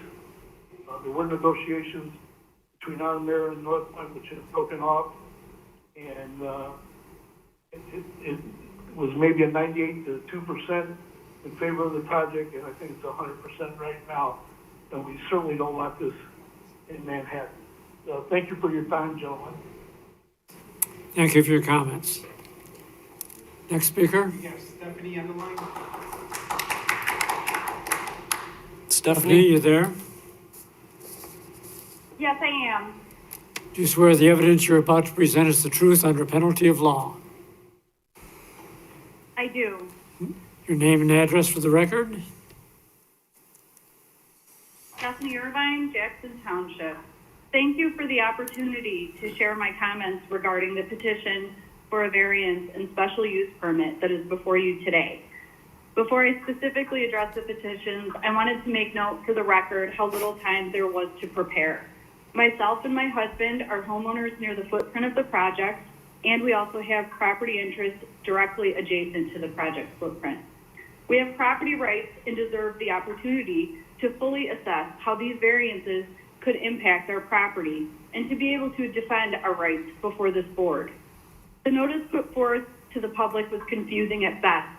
The published notices for this meeting were in conflict with one another, and the process to sign up for public comment was tedious as well, even for someone like myself who is comfortable using online technology. I requested to comment today, but never received an email confirmation, though I requested one, and I did check my spam history, which forced me to then look up the clerk's information to confirm whether or not I would even be called. I surmised that someone who is not as comfortable using the internet may have had much further trouble signing up. Public hearings are not supposed to be difficult. They should be fully accessible and convenient for the public to provide comment. The fact that the developer felt it was necessary to hold this special hearing 2 weeks before Christmas during a global pandemic is shameful. For what? Because they have investors breathing down their necks to get this project done at all costs? The decision-making process by the developer alone should make the board wary of the principles of this developer. The lack of public access to studies that would show the impact of these uses, as well as the deficient, ambiguous, and frankly incomplete petitions, has made it impossible to fully gauge how the variations in special use could impact our rights. There is little to no specificity, and the responses on the petition do not adequately address the criteria required for a board to grant either one. For example, the criteria for variations requires adequate evidence to be submitted to establish practical difficulties or particular hardships so that the board would grant a variation. Eastgate did not provide evidence to support this. In fact, there shouldn't even be any variations granted in I-1 zoning, which begs the question why Eastgate hasn't just requested a more appropriate zoning of I-2. The unique circumstances cited by Eastgate in their petition include that they have interconnectivity to the intermodal. This is inaccurate. Eastgate does not have interconnectivity to the intermodal at the time of this petition. While they seek interconnectivity in the future by way of a bridge, they were denied this access by the Village of Elwood. While this access is now subject to litigation, it in no way guarantees the outcome or interconnectivity to the intermodal. Furthermore, Eastgate asserts that they could build a bridge to connect to the intermodal elsewhere. In studying the landscape and geography up and down 53 between the two intermodal sites, there appears to be no viable option for an alternative bridge location, which would grant Eastgate the access that they seek. In questioning Eastgate, they have admitted that they have conducted no feasibility studies, nor have they even discussed an alternate location with the city. The reality is that an alternate location is nothing more than a ruse established to create loopholes to get the city to grant approval without them actually having the prerequisite access or infrastructure. Additionally, Eastgate cites that contemporary operating procedures are a unique circumstance. These are not unique, nor is an increase in the volume of warehouses. There was no further evidence provided to support how and why this would be a unique circumstances that would mandate a variance, especially one blanketing the entire 1,260 acres. I further assert that granting this use would in fact alter the essential character of the locality. The area in which North Point intends to build the project, in which it seeks the variance and special use, has been deemed a buffer zone for the Medewa National Tallgrass Prairie by Will County through the Jackson Township Historical Survey, and is shown as part of the current draft of the Moving Will County Comprehensive Land Use and Truck Traffic Study. This is a response to the recommendation in the Will County Friendly Freight Mobility Plan that our farmland and quality of life of our rural communities should not be sacrificed, advocating for agricultural areas, such as the one in the Will County plan.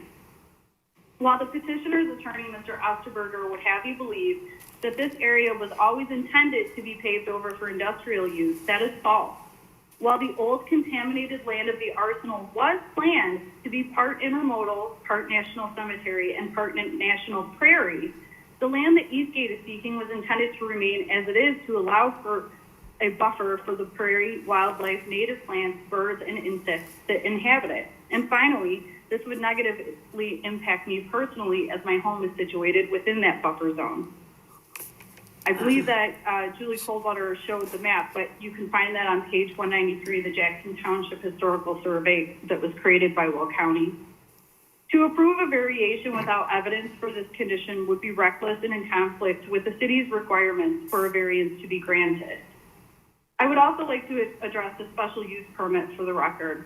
The one-word yes or no answers provided are inadequate and offer no evidence to this board, nor does it provide any evidence to those with property rights interests. For example, the petition requests that Eastgate provide evidence to support the claims that there are adequate utilities, among other things, including access roads, drainage, etc. There are currently not water or sewage utilities on site for this project. There is not adequate infrastructure, and furthermore, they have provided no evidence or sound reasoning to support this claim. How are you supposed to truly evaluate this if you have no proof, no concrete facts, and nothing to substantiate these claims? You have before you a developer who, for the past 3 years, has schlepped around a failed project that is mired in legal problems, has no current access to the intermodal, no current water or sewer access, and is now on its second round of trying to provide a complete application for the city to evaluate. They have, in effect, forced the city to be its marionette doll, rushing to hold hearings in a pandemic, demanding that their inadequate petitions be accepted, and neglecting to complete the necessary studies, all while in the same breath they tell you that they're going beyond the contract and being a good neighbor. Do not fall victim to their deceptive tactics. I ask you to take your role on this board seriously, weigh the facts and evidence, and come to the only just and accurate conclusion, that both the special use permit and the variations be denied. Thank you very much for your time. Thank you for your comment. Next speaker. That is the last caller. We have one more in person here. Ed, are you here? He's here. He's here in person. Right here. Swear you in? Yes, absolutely. You are the Swear last the evidence party you're in the about presents the conference. truth, You penalty will of hear law. silence until the conference begins. Yes. Who's that? Okay, Mr. Killian, do you have comments or questions for the witness? I'd just like to introduce myself. My name is Jordan Killian. I'm the attorney for the Village of Elwood. As the city of Joliet and Eastgate knows that we are an interested party in these proceedings, and we have standing to object. With that, I would like to speak with Mr. Tom George. I would ask that I be able to see Mr. George.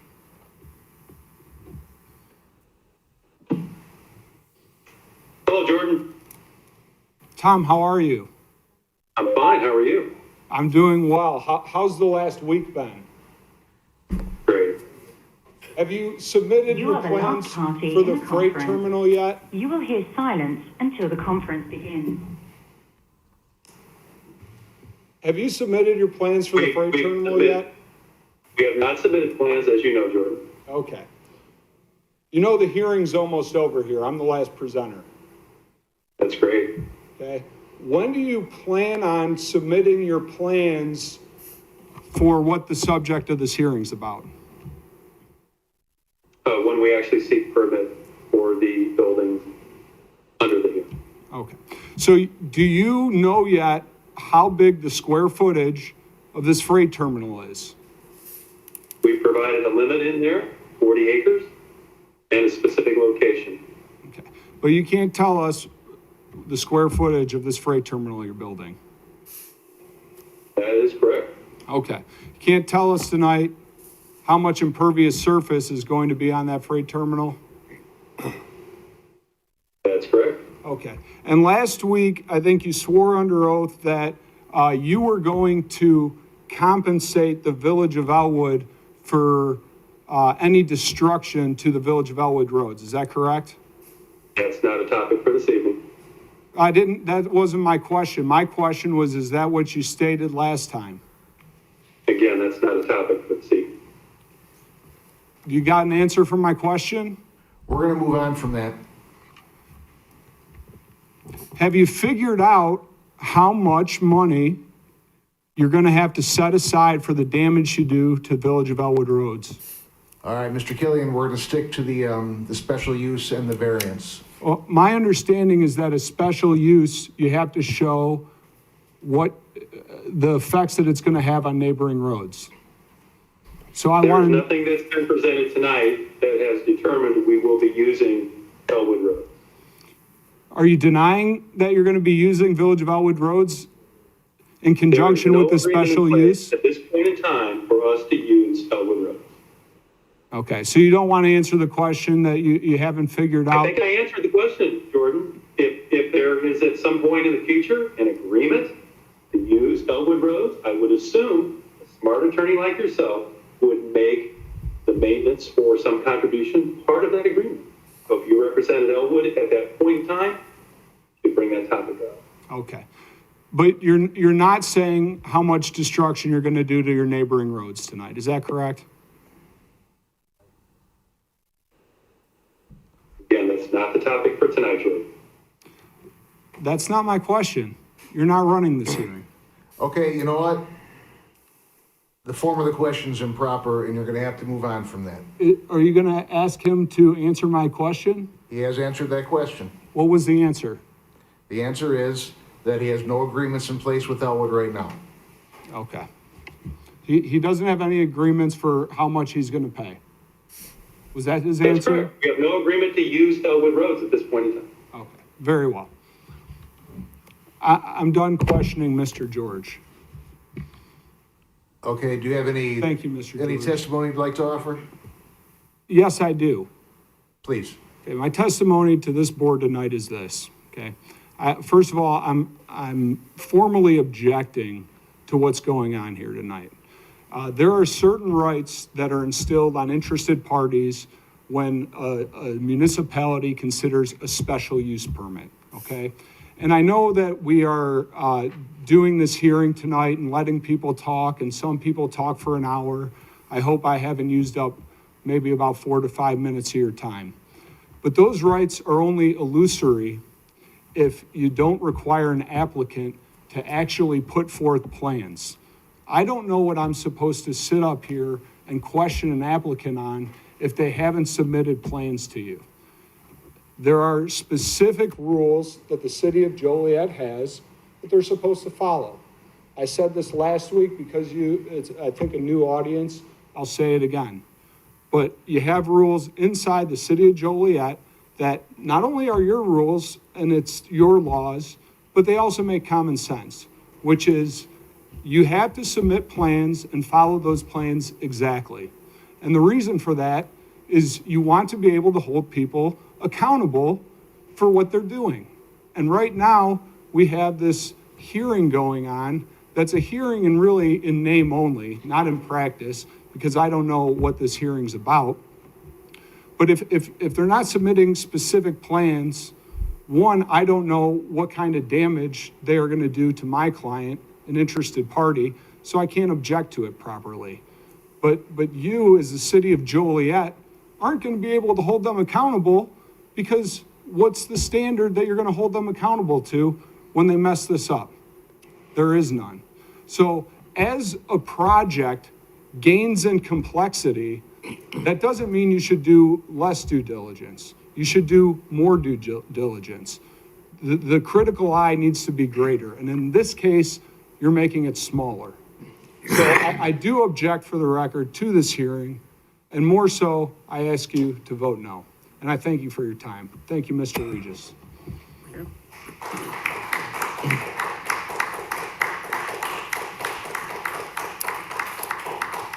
And we'll hear from the petitioner's attorney. If I may, just to sum up what we heard tonight. And again, I'm not interested in, and I'll swear myself in just in case there's anything I say that can be deemed as evidence. I swear to tell the truth, the whole truth, and nothing but truth, so help me God. You heard a lot tonight. What we're here on is for the variation and the special use, okay? You have to presume, as we review that tonight, that it will be zoned as approved by the board. So right now, we don't have that.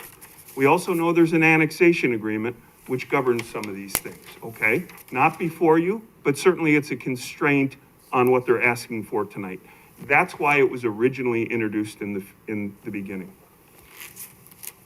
Ms. Legret, Ms. Meyer, Ms. Irvine are completely wrong in their assessment of the law and of your ordinances. You have good staff. You have an excellent legal department. This petition is brought appropriately. They told you how it's wrong and what your ordinance says. They're wrong. Jim Torrey has done this for a long time. Every time I come in, I'm like, really, Jim? And he says, sure. You got to go to this section, look here and here. Legal backs him up. This is appropriately submitted. Number two, a petition is a form by a governmental body, whether that be the county, the city, the state. Zoning petitions, variations request petitions, special use petitions do not tell the whole story. They are not made to provide all the evidence. It is a short, cursory introduction to staff of what's being requested. The hearing is the place where the evidence goes in. Prior to the hearing, staff, the city's given studies and evidence. So the suggestion that the petition is faulty is wrong. I'm not going to repeat, but Mr. George went through, and I'm only going to speak here of the special use because that was most people's objection. He went through all the criteria, okay? Objectors say he didn't answer and submit studies. We can't move forward without a study, without a plan. City of Joliet ordinance, as quoted by Jordan, says you need a plan, okay? City of Joliet's home rule, they can do what they want. Mr. George testified there's no specific plan. Yeah, there's no specific plan now because this is part of a larger, one component of a larger annexation. The special use area within, we've confined where it's going to be. We've limited the number of acres. But Mr. George did show you a plan. He testified and he showed you what a truck terminal, Joliet calls it a cartage facility, what it looks like. A long building, a narrow building, mainly land. He testified they're similar. He showed you examples, okay? Could he have put into a drawing exactly what it's going to look like and that's what it has to be? Sure, but you don't have to require him to do that, okay? I've been around coming to Joliet for a long time. I have never seen this committee require any analysis and reports other than a traffic report, okay? So all of the evidence which suggested you don't have light studies, you don't have vibration studies. We know what warehouses look like, we know what truck terminals look like. The only issue is the traffic. City of Joliet has had a traffic study in their possession, they're looking at it. But what we do know is that the location of a special use for a truck terminal within this industrial park is beneficial. It's going to be served by all utilities. The engineering comes later, as they always do. If I came in with a simple 40-acre special use permit request somewhere else, I'd have preliminary engineering, I'd have our engineers talking to the city, but at the zoning stage, I wouldn't have that done unless I'm asking for the site plan or plat approval, okay? So there's a lot of discussion. I wouldn't have light studies. I wouldn't have these things. We know that this use is highly consistent with the warehouse I-1 that Plan Commission has recommended and hopefully the council approves. So I understand the concern. Mr. Jordan wants to say, I want to see a specific plan. We know the amount of the smallest building on this 40 acres and the rest is going to be pavement and trucks, okay? There's no plan that's going to make any large difference whether it's a larger building or small building. If I had a land use, if I had a transfer station, these issues would become critical. But we see truck terminals these days, what you guys worry about, what the council worries about is, where's the location, where are the neighbors? This is in the middle of a proposed industrial park. So I would ask you to approve, and I thank you for your time. Thank you. Is there any other speakers that we're waiting for? Any comments by the board? Any questions? If not, the chair is closing the petition to the floor and asking the board for discussion and a motion. Motion would be in order. Motion to approve. We have a motion to approve the petition. Are we gonna take these petitions separately? That could be at your My discretion. motion, I was gonna make it for both of them. Sorry, I didn't say that. Separately? Okay, the motion on 202-046 was made. Is there a second on that petition? Second. We have a motion and a second to approve petition 202-046. Pull the Mr. board. Chairman, could I ask a question? So I think customarily you guys find the evidentiary facts as suggested by staff. Isn't that correct, Jim? It was recommended at the beginning of the hearing that they take those a recommendations as recommendation or part of their decision-making. Yes, please.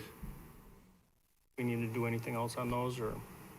Just make it clear that those recommendations are accepted as part of your motion. That has been understood by this board for the last 45 years that I've been here, so. Okay. Okay, pull the board on the petition 46. Mr. Alessio? Aye. Mr. McCauley? No. Mr. Nachtrieb? No. Mr. Riggs? Aye. Ms. Fide? Aye. Ms. Safford? Mr. Hennessy? Aye. The motion would be in order for petition 202-047.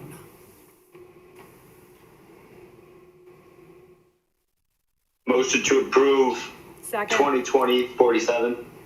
We have a motion and a second to approve petition 202-047. Pull the board. Mr. McCauley? No. Mr. Nachtrieb? No. Mr. Riggs? Aye. Ms. Fide? Aye. Ms. Safford? Mr. Alessio? Aye. Mr. Hennessy? Aye. Both Motion to those, adjourn? both those petitions passed with a 5-2 vote, so the variation stops here. That's approved. The special use permit will proceed to city council with your recommendation for approval. We can continue with the agenda. So next section is old or new business, not for final action or recommendation. We have nothing under that. Next section is public comments. This section is for anyone wanting to speak regarding non-agenda items and are allowed a maximum of 4 minutes. It's not a question and answer period, and staff and the Zoning Board of Appeals does not generally respond to public comments.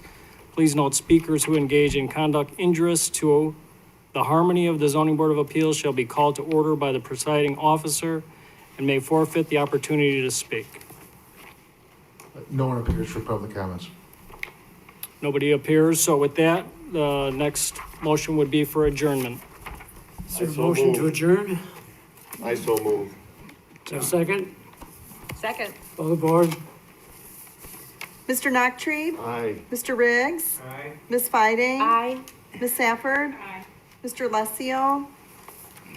Aye. Mr. McCauley? No. I'm in the mood to say no today. Mr. Hennessy? Aye. Aye. Okay. Thank you, one and all.